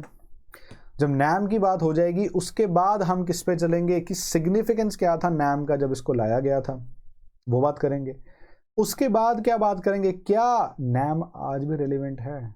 इसके कुछ रेलेवेंस जो है, क्या आज भी कुछ रेलेवेंस है इसकी? ये बात करेंगे। उसके बाद क्या बात करेंगे कि भाई अगर रेलेवेंस नहीं है तो कुछ इश्यूज भी तो होंगे, वो इश्यूज बताएंगे। और आज के टाइम पे कैसे रेलेवेंट है वो हमने बात कर ली पहले, वो बात करेंगे। लास्ट में क्या है जी? एक वे फॉरवर्ड देके इस क्वेश्चन को हम क्या करेंगे? खत्म करेंगे। That is it. लग नहीं रहा कि काफी इजी क्वेश्चन है इजी क्वेश्चन। जस्ट इसमें मैटर क्या करेगा कि what your content says, how is your structure made, how good is your answers flow. एक स्टोरी की तरह नरेट करना है इसको, और वो जो नरेशन आपकी रहेगी वो बताएगी कि आप एक टॉपर हो कि नहीं। तो प्लीज इस क्वेश्चन को लिखिए, दोबारा लिखिए, बार बार लिखिए, चेक करिए, सेल्फ चेक करिए। ओके, चलिए क्या बात करने लगे हैं जी? नैम की। तो डिमांड क्लियर है, स्ट्रक्चर क्लियर है, बात करने जा रहे हैं क्वेश्चन के कंटेंट की बात करेंगे। कैसे स्टार्ट करेंगे? व्हाट इज नैम, कुछ ऐसी बात कर सकते हैं। नैम क्या होता है? जॉर्ज लिस्का करके एक स्कॉलर हैं, इन्होंने नैम जो है क्या करा था? नॉन अलाइनमेंट सबसे पहले इन्होंने टर्म जो है वो डिस्क्राइब करी थी और डिराइव करी थी। इसमें इसका मतलब क्या है कि आप we are not joining either of the two power blocs. कौन कौन से थे? यूएसएस और यूएसएसआर और यूएसए। कोई रशिया ना बोले, यूएसएसआर था उस टाइम पे। ओके, तो इसको पंडित नेहरू का ब्रेन चाइल्ड कहा जाता है, क्योंकि नेहरूइज्म को इस करके क्रिटिसाइज किया जाता है कि इट वाज वेरी आइडियलिस्ट। और नेहरू जो थे उस टाइम पे, उन्होंने उस टाइम के सर्कमस्टांसेस को देखते हुए, मद्देनजर रखते हुए ये लेके आए थे। और बैंडंग जो कॉन्फ्रेंस है, बंदुंग या इसको जैसे भी स्पेल करते हैं, आई थिंक मैं तो बैंडंग कहता हूँ, तो ये वाली जो कॉन्फ्रेंस है यहाँ पे जाके इसकी फाइनलाइजेशन हुई थी। ये हमने क्या करा, इस पूरे जो पूरा हमने पैराग्राफ लिखा है ना, हमने यहाँ पे क्या करा, एग्जामिनर को हमने ये बता दिया है कि हमें नैम के बारे में पता है। ये जो नैम है ना, हम इसके बारे में बहुत अच्छी तरह से जानते हैं। अब देखो आपने जो मैंने सर्कल करे हैं यहाँ पे, देखो यहाँ पे सिर्फ ये देखो, ये वाला जो मैंने सर्कल करा है, उसके बाद ये वाला जो मैंने सर्कल करा है, और उसके बाद ऊपर वाला मैंने सर्कल करा है। इन सब कीवर्ड्स को मिला के जब हमने ये लिखा तो एग्जामिनर के लिए इतना ज़्यादा हैपनिंग होगा ना, और इतना ज़्यादा वो खुश हो जाएगा कि देखो इसको तो एस्पिरेंट को सब कुछ आता है। वो आपका जो next part of the question है ना, उसमें क्या करेगा, बहुत ज़्यादा इंप्रेस होके, बहुत ज़्यादा क्या होके, एक एंथुजियास्ट होके देखेगा। और वही हमने करना है। इतना ज़्यादा लिख के आ रहे हैं, हाईलाइट करके आ रहे हैं, अंडरलाइन करके आ रहे हैं, सब करके आ रहे हैं, अगर एग्जामिनर ने पढ़ा ही नहीं तो कैसे होगा। और उसका इंटरेस्ट कैसे बनेगा, उसका इंटरेस्ट बनेगा जो आप स्टार्टिंग में इंट्रो लिख के आ रहे हैं। तो प्लीज़ अब मैं क्या कह रहा हूँ कि भाई इस पे ध्यान देना है आपने, और इस चीज़ पे बहुत ज़्यादा ध्यान देना है। इंट्रो जो है बहुत ज़्यादा मैटर करती है कि आपके कैसे नंबर आएंगे। Okay, moving on. Significance of नाम। तो सिग्निफिकेंस ऑफ नाम क्या है, देखो आप सबको पता ही है, मतलब जो हमने यहाँ पॉइंटर्स लिखे हैं, आप पॉइंटर्स में नहीं लिखेंगे, आप लिखेंगे पैराग्राफ्स में। हमने यहाँ पॉइंटर्स लिखे हैं ड्यू टू आपकी कन्वीनियंस के लिए। क्या गया था भाई, नाम ने क्या करा भाई, ऑल्टरनेटिव मॉडल ऑफ डेवलपमेंट बना दिया कि अगर हमने कैपिटलिस्ट पसंद नहीं है, हमें कम्युनिस्ट मॉडल पसंद नहीं है, तो आप इनके साथ जा सकते हो ना, जो एक मिक्स्ड इकोनॉमी की बात करते थे। उसके बाद क्या है, जो कंट्रीज इंडिया जैसी सोच रखती थी, नई नई डीकॉलोनाइज्ड हुई थी, प्रिंसिपल्ड स्टैंड्स की जो बात करती थी, उन कंट्रीज को तो हमने क्या दे दिया, एक मौका दे दिया कि आप भी आओ स्टेज पे और इससे जुड़ो। उसके बाद क्या है, जो मूवमेंट है उसने क्या करा, active involvement of smaller Nations. पहले स्मॉलर नेशंस को कोई पूछ ही नहीं रहा था। ऐसा हो रहा था कि भाई बड़ी बड़ी जो है, लेट्स से कि ब्रिटेन हो गया, जर्मनी, फ्रांस हो गया, ये किसके साथ जाएंगे। जर्मनी पे तो दोनों लड़ते रहे, ईस्ट बर्लिन वेस्ट बर्लिन वाली डिबेट है ना, सबको पता है आपको क्या हुआ था वहाँ पे, तो सब लड़ते रहे, लेकिन उनके लिए सब लड़े। लेकिन बाकी छोटी छोटी कंट्रीज, इंडोनेशिया हो गया, ठीक है, मलेशिया हो गया, इनके लिए कौन लड़ा, किसी को परवाह ही नहीं थी। एटलीस्ट कोई पूछ तो रहा था इनको।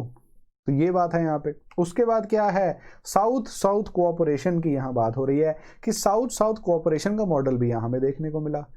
कैसे, साउथ किसको कहते हैं, साउथ का मतलब ये नहीं है कि जो इंडिया के साउथ में सब कंट्रीज, साउथ उनको कहा जाता है, एक वो टर्म है जो ये कहती है नॉर्दर्न रीजन को ना डेवलप्ड एरिया जो है, मतलब वैसा माना जाता है। तो ट्रेडिशनली वेस्ट को ये भी माना जाता था, और साउथ उनको माना जाता है जो नेशंस ऐसे हैं जिनको थर्ड वर्ल्ड हम कह देते हैं, थर्ड वर्ल्ड डेवलपिंग नेशंस, उन सबको साउथ कहा जाता है।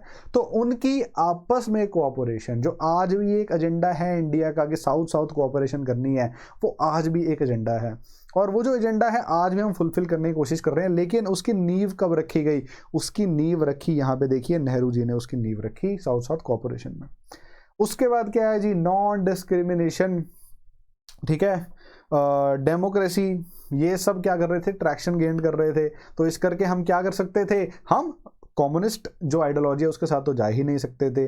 लेकिन अगर हम कैपिटलिस्ट के साथ जाते, अगर मैं सिर्फ इंडिया की ही बात करूं, तो हमारा सराउंडिंग्स तो सारा कम्युनिस्ट था, चाइना ऊपर बैठा है ना। तो इस करके हमने ये कहा कि हमारा दोनों के साथ ही जाना ठीक नहीं है। और इसी करके वो देखो कितना अच्छा वो डिसीजन रहा उस टाइम पे नेहरू जी का, कि आज यूएस को हमारी ज़रूरत पड़ी तो आज यूएस हमारे साथ आ गया है। उस टाइम पे क्या कर रहा था, पाकिस्तान की मदद कर रहा था और एयरक्राफ्ट कैरियर्स भेज रहा था 71 में हमारे खिलाफ। क्योंकि हमने एक तरह से जो हमने Indo Soviet friendship treaty sign करी थी, और हमारी टिल्ट हमेशा से, नेहरू साहब की या बाकियों की भी टिल्ट कहाँ थी, सोशलिज्म की तरफ जो हमारी टिल्ट थी, उसका फायदा हमें कहाँ देखने को मिला, जब सोवियत ने एयरक्राफ्ट कैरियर भेजा यूएस से लड़ने के लिए हमारे लिए।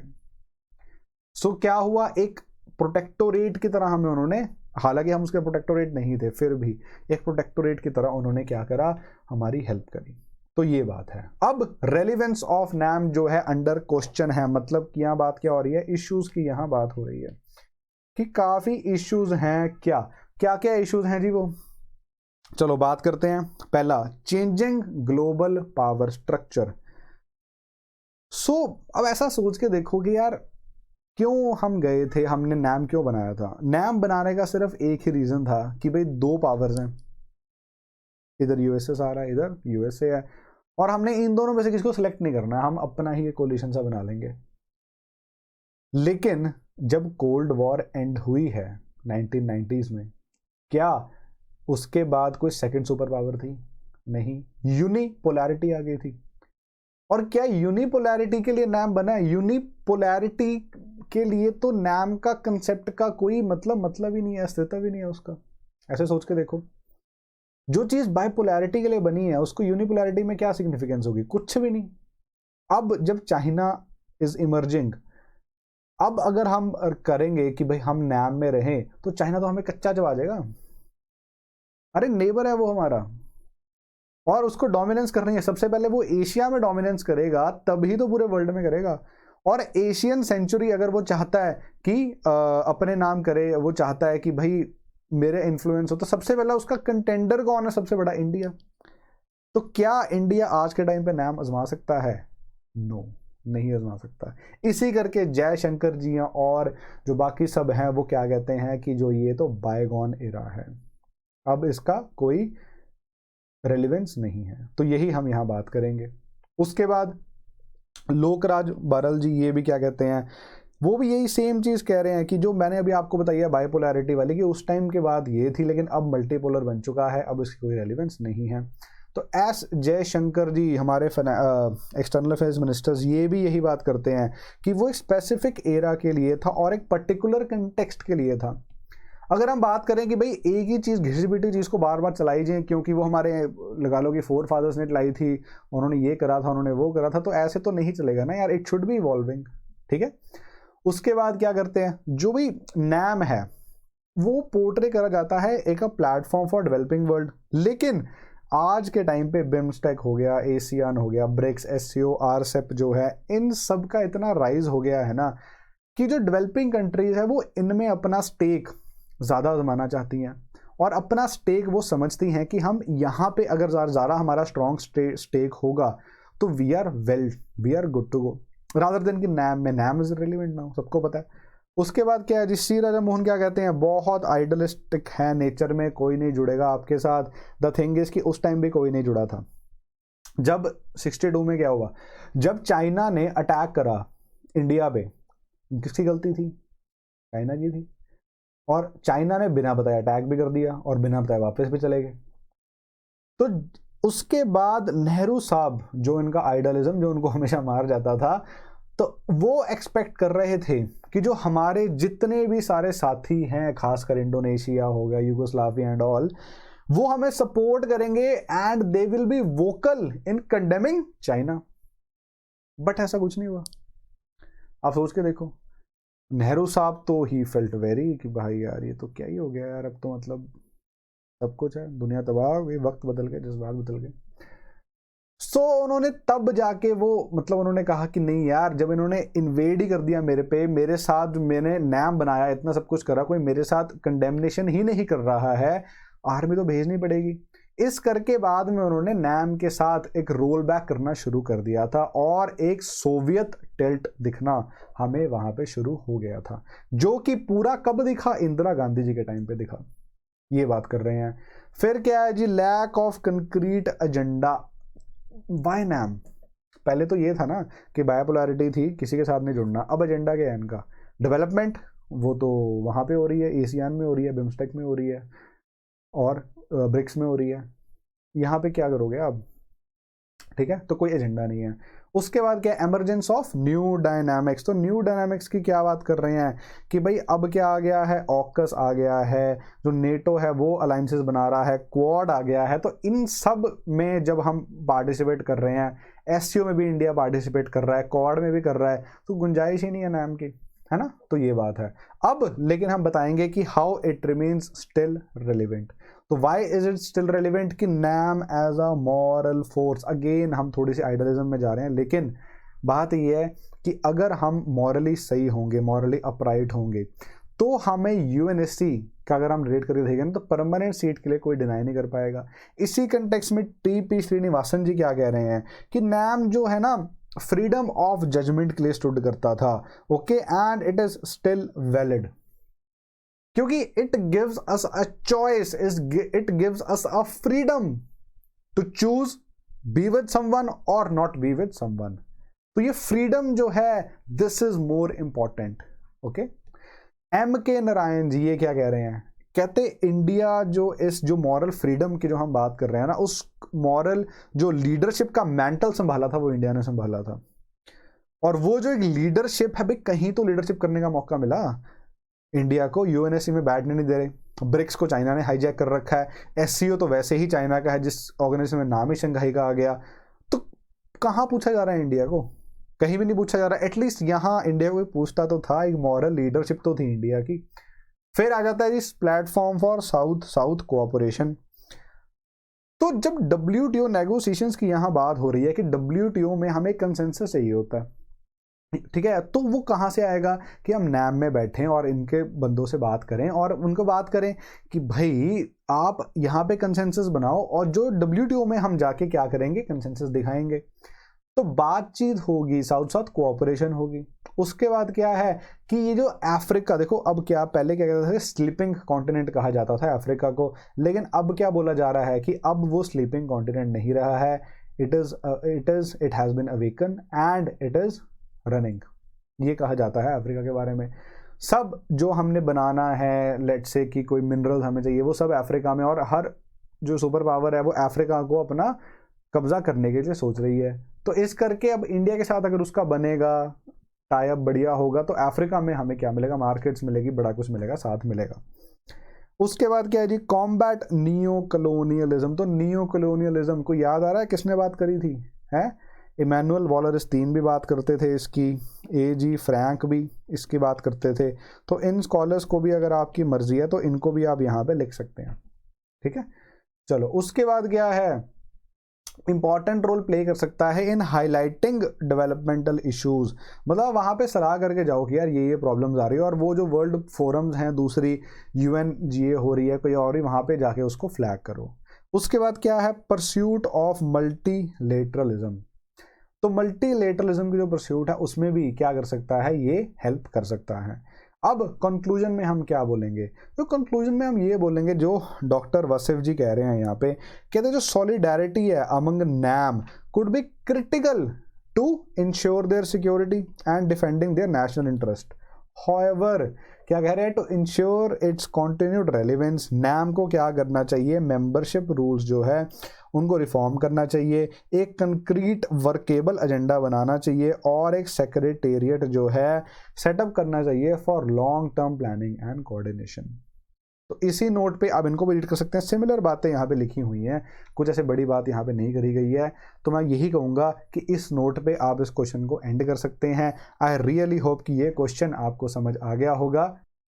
क्वेश्चन नंबर 5 शुरू करते हैं जी, एक बार इसको रीड कर लेंगे। Briefly discuss each of the 3 theories of international politics. पहली क्या है जी, रियलिस्ट थ्योरी, दूसरी कह रहे हैं सिस्टम थ्योरी, तीसरी है डिसीजन मेकिंग थ्योरी। तो इन 3 थ्योरीज के बारे में आपको पता होना यहाँ पे चाहिए, बहुत जरूरी है। अब ऐसा क्वेश्चन जो है डायरेक्ट ही आपके नोट से आया हुआ है, और जो ऐसे डायरेक्ट क्वेश्चंस होते हैं जो नोट से आते हैं, जैसे मैंने पिछले क्वेश्चन के लिए भी सेम यही चीज कही थी नैम वाले क्वेश्चन के लिए, ऐसे क्वेश्चंस में आपने अच्छे नंबर लाने ही लाने हैं। 15 में से कितने मैंने बोले थे वहां पे, 12, कि भाई हाईएस्ट ना 10 में से 12 भी आ सकते हैं, आए हुए हैं। जब मैंने पंजाब PCS क्लियर करा था, ओके, उस टाइम मैंने RTI निकलवाई थी।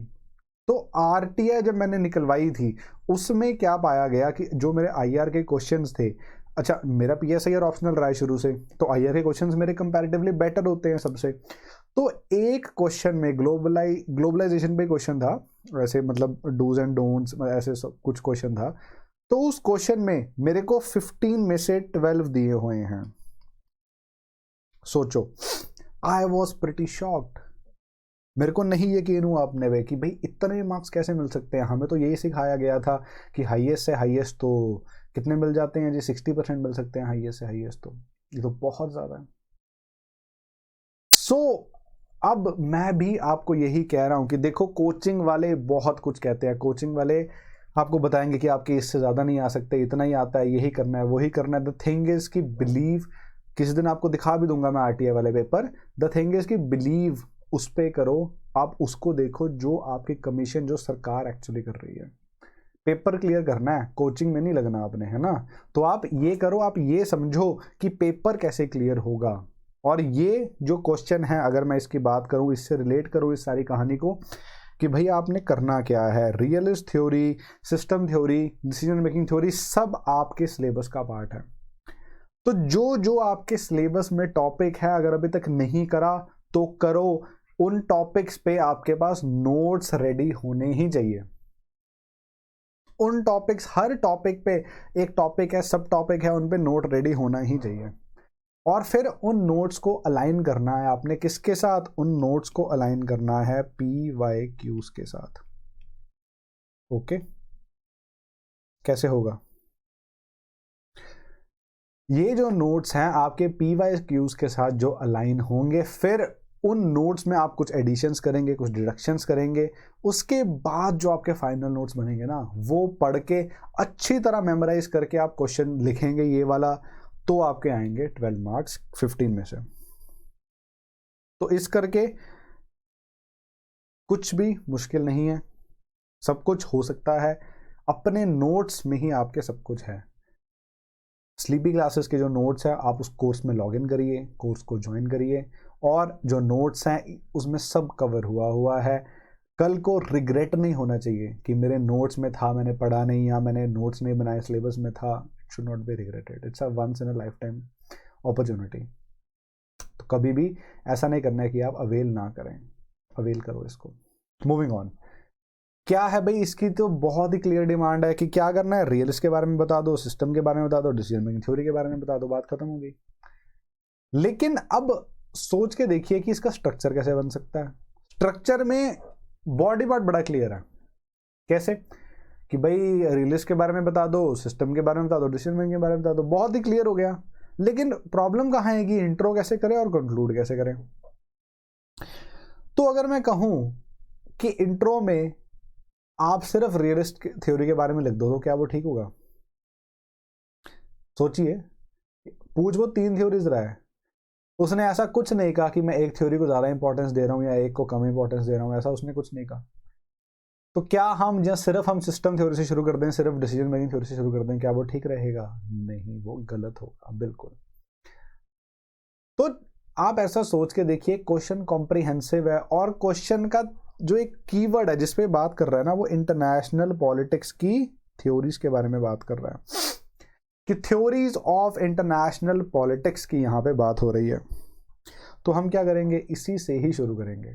Okay, international relations, international politics, और उसकी थ्योरी से ही हम शुरू करेंगे। कंटेक्स्ट दे देंगे, बता देंगे कि IR एक ऐसा सब्जेक्ट है, वहाँ पे बहुत सारी थ्योरीज हैं। ओके, ऐसी सी हम कुछ बात करेंगे और इससे शुरू करेंगे कंटेक्चुअल। ठीक है, फिर आ जाता है बॉडी पार्ट। बॉडी पार्ट में हमने क्या बताना होता है? Core demand. तो कोर डिमांड को कैसे समझाएंगे, कोर डिमांड की क्या बात करेंगे? तो कोर डिमांड में बताना है रियलिस्ट थ्योरी, क्या क्या पार्ट्स हैं उसके, कहाँ से इन्फ्लुएंस थी, फिर कौन क्लासिकल लिबरल्स आए, डिफेंसिव, ऑफेंसिव, उसके बाद नियो क्लासिकल, इन सब की बात करेंगे। सिस्टम थ्योरी, सिस्टम, अब ये भाई इसमें कंफ्यूज मत हो जाना कि सिस्टम थ्योरी और सिस्टम अप्रोच अलग अलग हैं।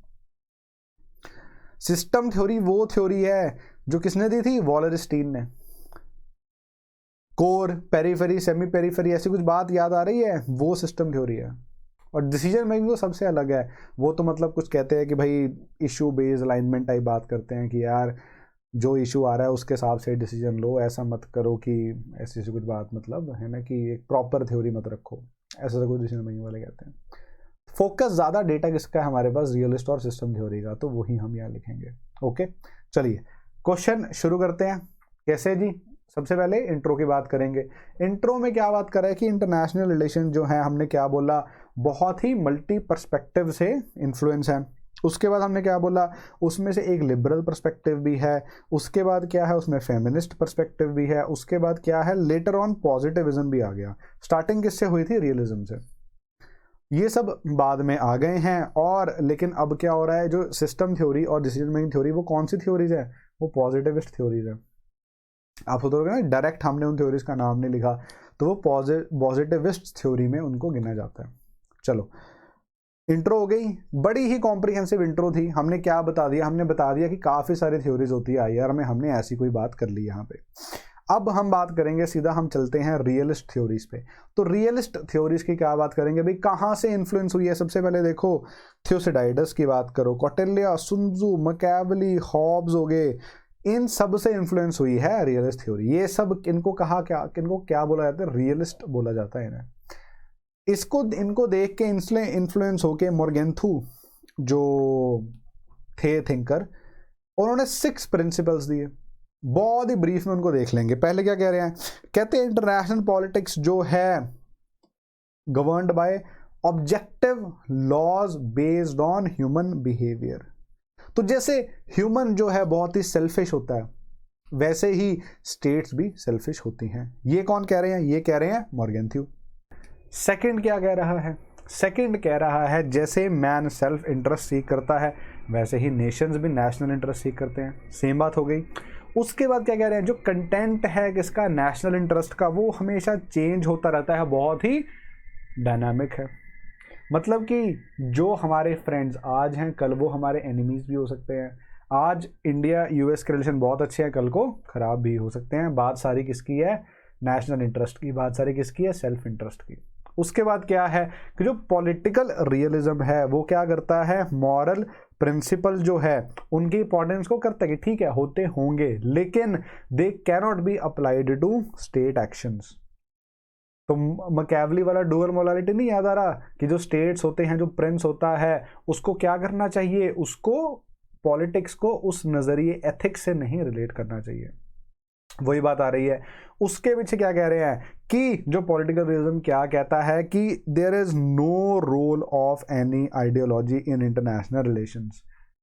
आइडियोलॉजी क्या है, आइडियोलॉजी एक मखौटा है, एक मास्क है, जिसके पीछे क्या छुपा हुआ है, हमारा नेशनल इंटरेस्ट। जो हमारा नेशनल इंटरेस्ट है उसी के हिसाब से हम आइडियोलॉजी अपनी चेंज कर लेते हैं। ओके, ये बात हो रही है। उसके बाद क्या कहते हैं कि जो इंटरनेशनल पॉलिटिक्स है वो कोई सब डिसिप्लिन नहीं है, it is a discipline in itself. उसकी एक अपनी ऑटोनॉमी है, उसकी अपनी रिपरकशंस हैं। यहां पे हम ये बात करेंगे। नेक्स्ट क्या कह रहे हैं, अब क्या बात हो रही है कि ये जो सब चीजें हमने बात करी, ये क्या आ जाता है, क्लासिकल रियलिज्म। इसके बाद क्लासिकल रियलिज्म का काफी क्रिटिसिज्म हुआ। किसने करा, केनेथ वॉल्ट्ज और मीरशाइमर ने, जॉन मीरशाइमर ने। तो जो केनेथ वॉल्ट्ज है उनका कौन सा स्कूल था, उनका था डिफेंसिव रियलिस्ट स्कूल जो था केनेथ वॉल्ट्ज का था, और ऑफेंसिव कौन थे जी, मीरशाइमर। तो डिफेंसिव रियलिस्ट थे, उन्होंने क्या बोला कि जो फॉरेन पॉलिसी का मेन गोल होता है ना, दैट इज सिक्योरिटी मैक्सिमाइजेशन, मतलब नेशंस आर सिक्योरिटी मैक्सिमाइजर्स। इसके ऑपोजिट में कौन आए, जॉन मीरशाइमर साहब, जिन्होंने क्या बोला कि नहीं, दे आर पावर मैक्सिमाइजर्स। मतलब क्या है, इन दोनों में एक, अगर सिर्फ एक बहुत ही ना हल्के से डिफरेंस की बात करें तो डिफरेंस क्या है इनमें, तो डिफरेंस इनमें ये है कि सिक्योरिटी मैक्सिमाइजर्स जो हैं वो क्या कह रहे हैं कि हम डिफेंस पे रहेंगे, हम ये देखेंगे कि अगर कोई और पावर हमसे ज्यादा हो रही है हम अपने डिफेंस पे ध्यान दें। मीरशाइमर कहते हैं नहीं, ऐसा नहीं होता, हम पावर मैक्सिमाइज करते हैं ताकि हम दूसरों पे एजर्ट कर सकें। ये बात आ रही है। ये क्या है, अब यहाँ पे शायद हम नियो क्लासिकल मिस कर गए हैं, पर आप नियो क्लासिकल भी लिख सकते हैं। देखो मॉडल आंसर की भी एक लिमिट होती है ना कि यार आप कितने वर्ड्स में लिख सकते हैं ना, तो हम हर कुछ तो यहाँ नहीं लिख सकते ना, होने को तो बहुत हो सकता है। अब इसका हम क्रिटिसिज्म भी दे सकते हैं, लिबरल क्रिटिसिज्म भी हम डाल सकते हैं, फेमिनिस्ट क्रिटिक भी हम डाल सकते हैं, बहुत कुछ यहाँ डाल सकते हैं, लेकिन जितना वर्ड लिमिट के हिसाब से है हमने उतना ही लिखना है। तो एक आप ऐड कर सकते हैं नियो क्लासिकल,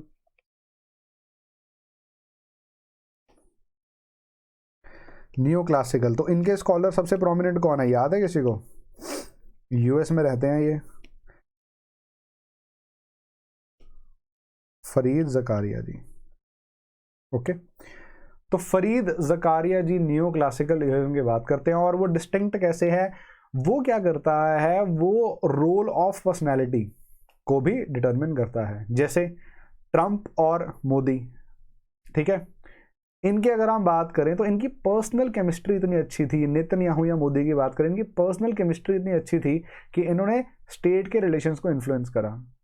तो ये बात भी करेंगे, ये कौन करते हैं, नियो क्लासिकल रियलिस्ट ये बात करते हैं। सिस्टम्स थ्योरी की बात करेंगे। सिस्टम थ्योरी भाई किससे इन्फ्लुएंस थी, पॉजिटिविस्ट थ्योरी है तो डेविड ईस्टन से इन्फ्लुएंस होगी ऑब्वियसली। अब मेजर प्रोपोनेंट कौन है इसके, इमैनुअल वॉलरस्टीन। तो इमैनुअल वॉलरस्टीन की जो थ्योरी है बहुत बार हमने पढ़ी हुई है। नियो कॉलोनियलिज्म की भी ये बात करती है।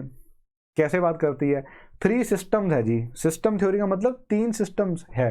कहते जो वर्ल्ड है 3 टाइप में ऐसे डिवाइड हो चुका है। कैसे, पहली बात कोर कंट्रीज हैं बीच में, कोर कंट्रीज वो हैं जो डोमिनेंट कैपिटलिस्ट कंट्रीज हैं, जिनको लेबर चाहिए, जिनको प्रोडक्शन करनी है, जिनके पास सारा पैसा है, जो कि कोर कंट्रीज। उसके बाद वो कहते आती हैं यहां पे सेमी पेरिफेरी कंट्रीज। तो ये सेमी पेरिफेरी कंट्रीज किस बला का नाम है? ये वो हैं जिनके पास पैसा आ गया है थोड़ा बहुत, लेबर भी एक्सपोर्ट कर रही हैं लेकिन लेबर मंगा भी रही हैं, इनके पास काफी सारे रिसोर्सेज भी आ चुके हैं, तो ये इसकी बात कर रहे हैं। इसमें कौन, इंडिया कहां आएगी? इंडिया यहीं पे आएगी, बिल्कुल सही सोचा। तीसरी कौन सी है जी? तीसरी है पेरिफेरी, जो बिल्कुल ही लास्ट पड़ाव में आती है, पेरिफेरी। तो पेरिफेरी कंट्रीज कौन है? पेरिफेरी को कह सकते हैं जो बहुत ही अंडर डेवलप्ड है, जिनके पास सिर्फ और सिर्फ देने को नेचुरल रिसोर्सेज ही है, कुछ प्रोडक्ट फिनिश वो कर ही नहीं सकते। ओके, सिर्फ नेचुरल रिसोर्सेज और लेबर को वो क्या कर रहे हैं, दे रहे हैं ताकि वहां जगह पे वो काम करें। इसकी बात हम यहां पे करेंगे। चलिए, उसके बाद क्या है जी, अब क्या कह रहे हैं कि इस थ्योरी की यूटिलिटी क्या है कि understanding in the world history, और कि भाई वर्ल्ड हिस्ट्री का मतलब कैसे, कॉलोनियलाइजेशन जो है वो अंडरस्टैंड करने में मजा करता है, उसमें काफी हेल्प करता है। उसके बाद क्या है, rise of China. Rise of China कैसे हुई? ऐसे ही तो हुई है। आप ये देखो ना, राइज ऑफ चाइना जो है वो इस थ्योरी को कहीं ना कहीं अंडरमाइन करेगा। अगर टेक्निकली हम देखें तो वो तो उसको तो आना चाहिए सेमी पेरिफेरी में, लेकिन अब क्या है, वो सेमी पेरिफेरी होते हुए भी इतनी पावरफुल हो चुकी है, और वो तो रॉ मटेरियल्स भी इंपोर्ट करने लग गई है, वो कोर में भी पहुंच चुकी है। तो इस करके इसके जो कहते हैं ना, जिसको हम की सीलोज बना दिए हैं, वो थोड़े क्रिटिसाइज हुए हैं, वो थोड़े गलत माने गए हैं। ठीक है जी। अब जब हम ये समझ चुके हैं सिस्टम थ्योरी, अब हम लास्ट पार्ट पे चलते हैं। लास्ट क्या है, ये डिसीजन मेकिंग अप्रोच। तो डिसीजन मेकिंग अप्रोच कोई एज सच अप्रोच नहीं है, ना ही कोई इसका एज सच स्कॉलर है, कोई इसको एडवोकेट नहीं करता। द थिंग इज कि ये बन चुकी है, क्यों? क्योंकि रियली अगर हम देखें ना तो हर कोई कर यही रहा है। क्या कर रहा है? अब अगर हम इसको बात करेंगे कि प्रॉब्लम सॉल्विंग टेक्निक है, तो वो ये नहीं है। प्रॉब्लम सॉल्विंग टेक्निक क्या होती है? लेट्स से हम सीसैट का क्वेश्चन कर रहे हैं और क्वांट का क्वेश्चन हमारे आगे आ गया, हम उसको सॉल्व करना हमने शुरू कर दिया और सॉल्व कर दिया। तो पहले वो प्रॉब्लम हमारे सामने आई तब हमने शुरू करा ना, हम पहले ही कैसे कुछ फॉर्मूला लगा लेते हैं उस क्वेश्चन के लिए। ऐसे ही इस चीज को रिलेट करो प्रॉब्लम सॉल्विंग से। ये डिसीजन मेकिंग थ्योरी नहीं है। इसमें ये क्या करते हैं कि हम पहले ही we tend to look for the problems, कि जैसे हम ये डिसीजन लेने जा रहे हैं, चाइना इस पे क्या रिएक्ट करेगा या पाकिस्तान इस पे क्या रिएक्ट करेगा, वो हम प्रॉब्लम को आइडेंटिफाई करते हैं। उसके बाद हम उसके ऑल्टरनेटिव्स जो हैं ढूंढना शुरू कर देते हैं। ऑल्टरनेटिव ढूंढने के बाद हम क्या करते हैं, बेस्ट पॉसिबल डिसीजन लेते हैं। इसको क्या कहा जाता है, डिसीजन मेकिंग थ्योरी, यही है। उसके बाद अगर हम बात करेंगे कंक्लूजन में, लास्ट में हम यही कह कंक्लूड करेंगे कि भाई बहुत सारे डिफरेंट व्यू पॉइंट्स हो सकते हैं, बहुत ज़्यादा हैं, उनकी एक्सप्लेनेशंस भी हैं, प्रिस्क्रिप्शंस भी हैं, often they turn to be contradictory, but यही कहते ब्यूटी है किसकी, इंटेलेक्चुअल ट्रेडिशन की, कि डाइवर्सिटी इतनी ज़्यादा है and it gives a comprehensive outlook. Okay, किसी को आपने क्रिटिसाइज नहीं करा कि ये गलत है ये सही है, आपने बता दिया कि सब अपनी अपनी जगह ठीक हैं और ये इंटेलेक्चुअल डाइवर्सिटी जो है उसको शो करते हैं। ये बात हो गई यहाँ पे। ओके, क्वेश्चन नंबर 6 शुरू करने जा रहे हैं। प्लीज एक बार क्वेश्चन नंबर 6 को रीड कर लेंगे। Do you think the UN since its inception has achieved much in ensuring and promoting world peace despite the limitations in its functioning, suggest reforms which are urgently needed? क्या समझ आ रहा है इस question में? मेरे को तो काफ़ी डिमांड इसकी क्लियर लग रही है कि भाई डिमांड में कुछ मेरे को तो प्रॉब्लम नहीं लग रही है, क्योंकि वो खुद ही पूछ रहा है ना कि आपको लगता है, डू यू थिंक क्या, कि जो यूएन है जब से वो आया है, since its inception has achieved, ठीक है, मतलब अचीव्ड, अचीवमेंट्स की यहाँ बात हो रही है, has achieved much in ensuring and promoting world peace despite it's limitations. तीसरा आ गया है लिमिटेशंस इन इट्स फंक्शनिंग। उसके बाद क्या बात आ रही है जी, रिफॉर्म्स की। Which reforms suggest reforms which are urgently needed. तो हमें रिफॉर्म्स भी यहाँ पे सजेस्ट करने हैं। तो अब अगर मैं इसको देखूं और अगर मैं इसको समझूं तो मेरे को ये समझ आ रहा है कि यूएन जो है 1945 में बना था, है ना। तो जब से वो बना है क्या हुआ है, उसके इंसेप्शन से उसने क्या अचीव करा है वो बात करो। और जब वो अचीव कर चुका है तो उसमें क्या कुछ लिमिटेशंस हैं, कि उसमें काफ़ी सारी लिमिटेशंस होंगी, पता है हमें, हम आर्टिकल पढ़ते रहते हैं, क्रिटिसिज्म आता रहता है। उस लिमिटेशंस को हटाने के लिए क्या रिफॉर्म्स हैं उनकी बात करेंगे। तो जो मैंने बॉक्सेस बनाए हैं या सर्कल्स बनाए हैं, यही इंपॉर्टेंट यहाँ पे कीवर्ड्स हैं, इन्हीं की ही यहाँ पे बात होगी। और इन्हीं को ही लेके जब हमें ये डिमांड समझ आ जाएगी, इन्हीं पॉइंट्स को लेके हम क्या करेंगे, हम आगे अपना स्ट्रक्चर क्रिएट करेंगे। तो स्ट्रक्चर यहाँ कैसे बनेगा देखते हैं जी। सबसे पहले इंट्रो में क्या बताएंगे। अब देखो, अचीवमेंट्स भी नहीं बता सकते इंट्रो में, लिमिटेशंस भी नहीं बता सकते हैं, रिफॉर्म्स भी नहीं बता सकते हैं। तो यूएन से शुरू करेंगे। क्या कि यूएन जो है किस फिलॉसफी से आया था, लेट्स से फैक्चुअल जा सकते हो, कब बना, किस ईयर में बना, कोई चार्टर वार्टर का कुछ नाम होगा, किस आर्टिकल में हुआ, क्या हुआ था उस टाइम, क्यों बना, सब लिख सकते हो। But I will Warne you कि ऐसा मत करो।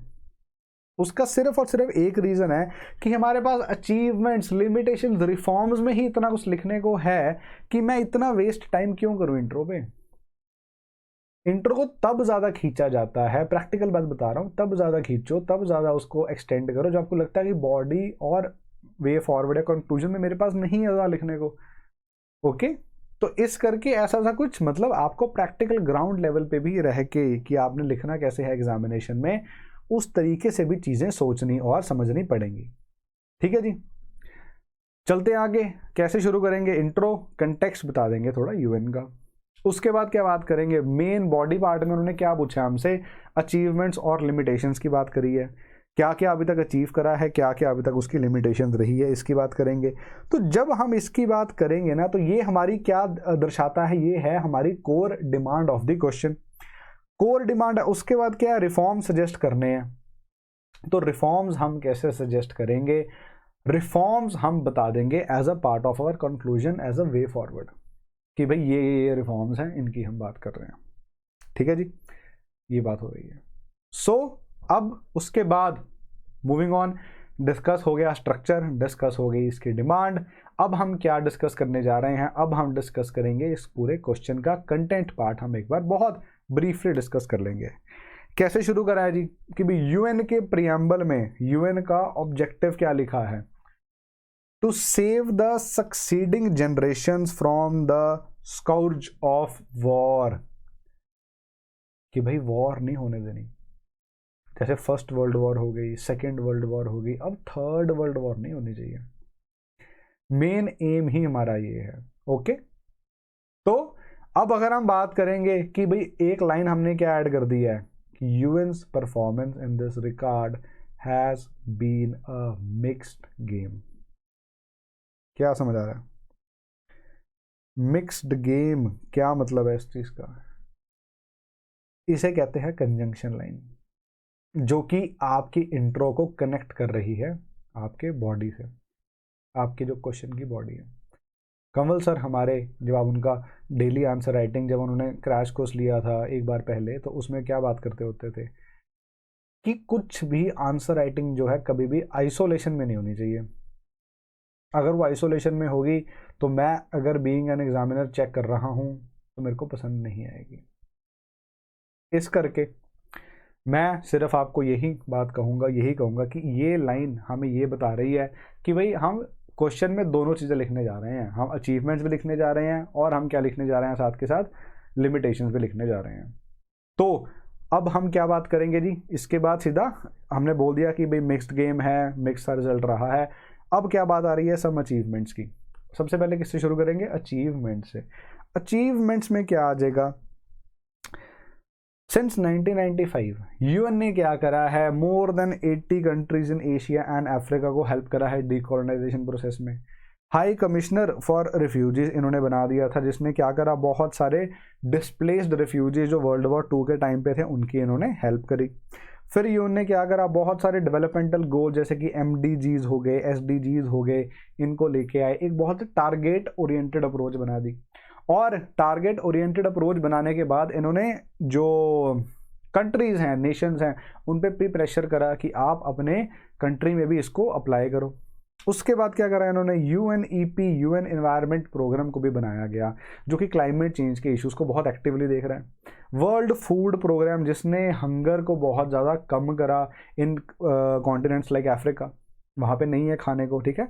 उसके बाद यूनेस्को क्या कर रहा है, यूनेस्को क्या कर रहा है, वर्ल्ड के जो इंपॉर्टेंट हेरिटेज बिल्डिंग्स हैं, नेचुरल जो रिसोर्सेज हैं, उनको सेव कर रहा है, ये बात कर रही। उसके बाद क्या है, IAEA, वो भी अंडर UN ही आता है, वो क्या कर रहा है, रेगुलर इंस्पेक्शंस करता है to check the nuclear proliferation.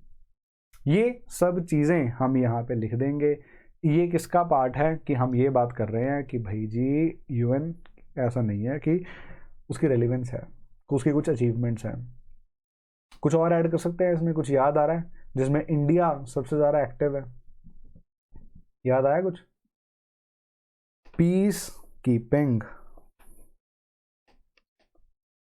तो पीस कीपिंग की भी तो कहीं ना कहीं बात कर सकते हैं ना, कि जो UN का पीस कीपिंग इनिशिएटिव है वो भी काफ़ी ज़्यादा सक्सेसफुल रहा है, और India is a front runner in that, तो हम यहाँ पे ये भी बात कर सकते हैं। आगे चलेंगे जी। However, it still faces a lot of limitations, तो क्या limitations हैं? तो यहाँ पे मैंने क्या हाईलाइट करा है जी, सीरिया को हाईलाइट करा है। तो असाद गवर्नमेंट जब वहां पे थी सीरिया में, तो वो रशिया के बहुत ज़्यादा क्लोज थी, पुतिन के स्पेशली। तो अब अगर हम बात करेंगे कि भाई वो रशिया जो है अपने डोमेस्टिक कंसिडरेशंस के लिए वीटो यूज करता था, जस्ट कि वो रिजीम टॉपल ना हो जाए, और वो जो रिजीम थी उसने मतलब peak of terrorism, peak of human right violation उनके रिजीम में थे, लेकिन हम कुछ कर नहीं पा रहे थे, यूएनएसए कुछ कर नहीं पा रहा था because Russia had a veto, ये बात कर सकते हैं। उसके बाद न्यूक्लियर प्रोलिफरेशन नहीं अचीव कर पाया यूएन। एससीसी ट्रीटीज, एनपीटी वगैरह है वो ठीक है, हम कहते हैं कि यार इतनी ज़्यादा प्रोलिफरेशन नहीं हुई, बट व्हाट अबाउट जो परमानेंट जो मेंबर्स हैं उनके पास पहले से ही है। क्या यूएस ने आज तक कुछ करा डीवेपनाइजेशन के लिए? क्या रशिया ने कुछ करा आज तक डीवेपनाइजेशन के लिए? नहीं करा। हम ये मान सकते हैं कि एक अचीवमेंट ये है कि भाई और ज़्यादा न्यूक्लियर वेपन स्टेट्स नहीं बनी, okay, but at the same time बात हो रही थी प्रोलिफरेशन से ज़्यादा हटके क्या हो रही थी, डीवेपनाइजेशन की बात होती थी। तो दोनों में ही हमने कहा कि वो असरदार नहीं है, ठीक है जी। उसके बाद इतने ज़्यादा ग्लोबल लेवल पे कहते इंपॉर्टेंट इश्यूज थे, जैसे कि कोरियन पेनिनसुला का इशू था, पैलेस्टीनियन इशू था, और इंडिया पाकिस्तान में कश्मीर का इशू था।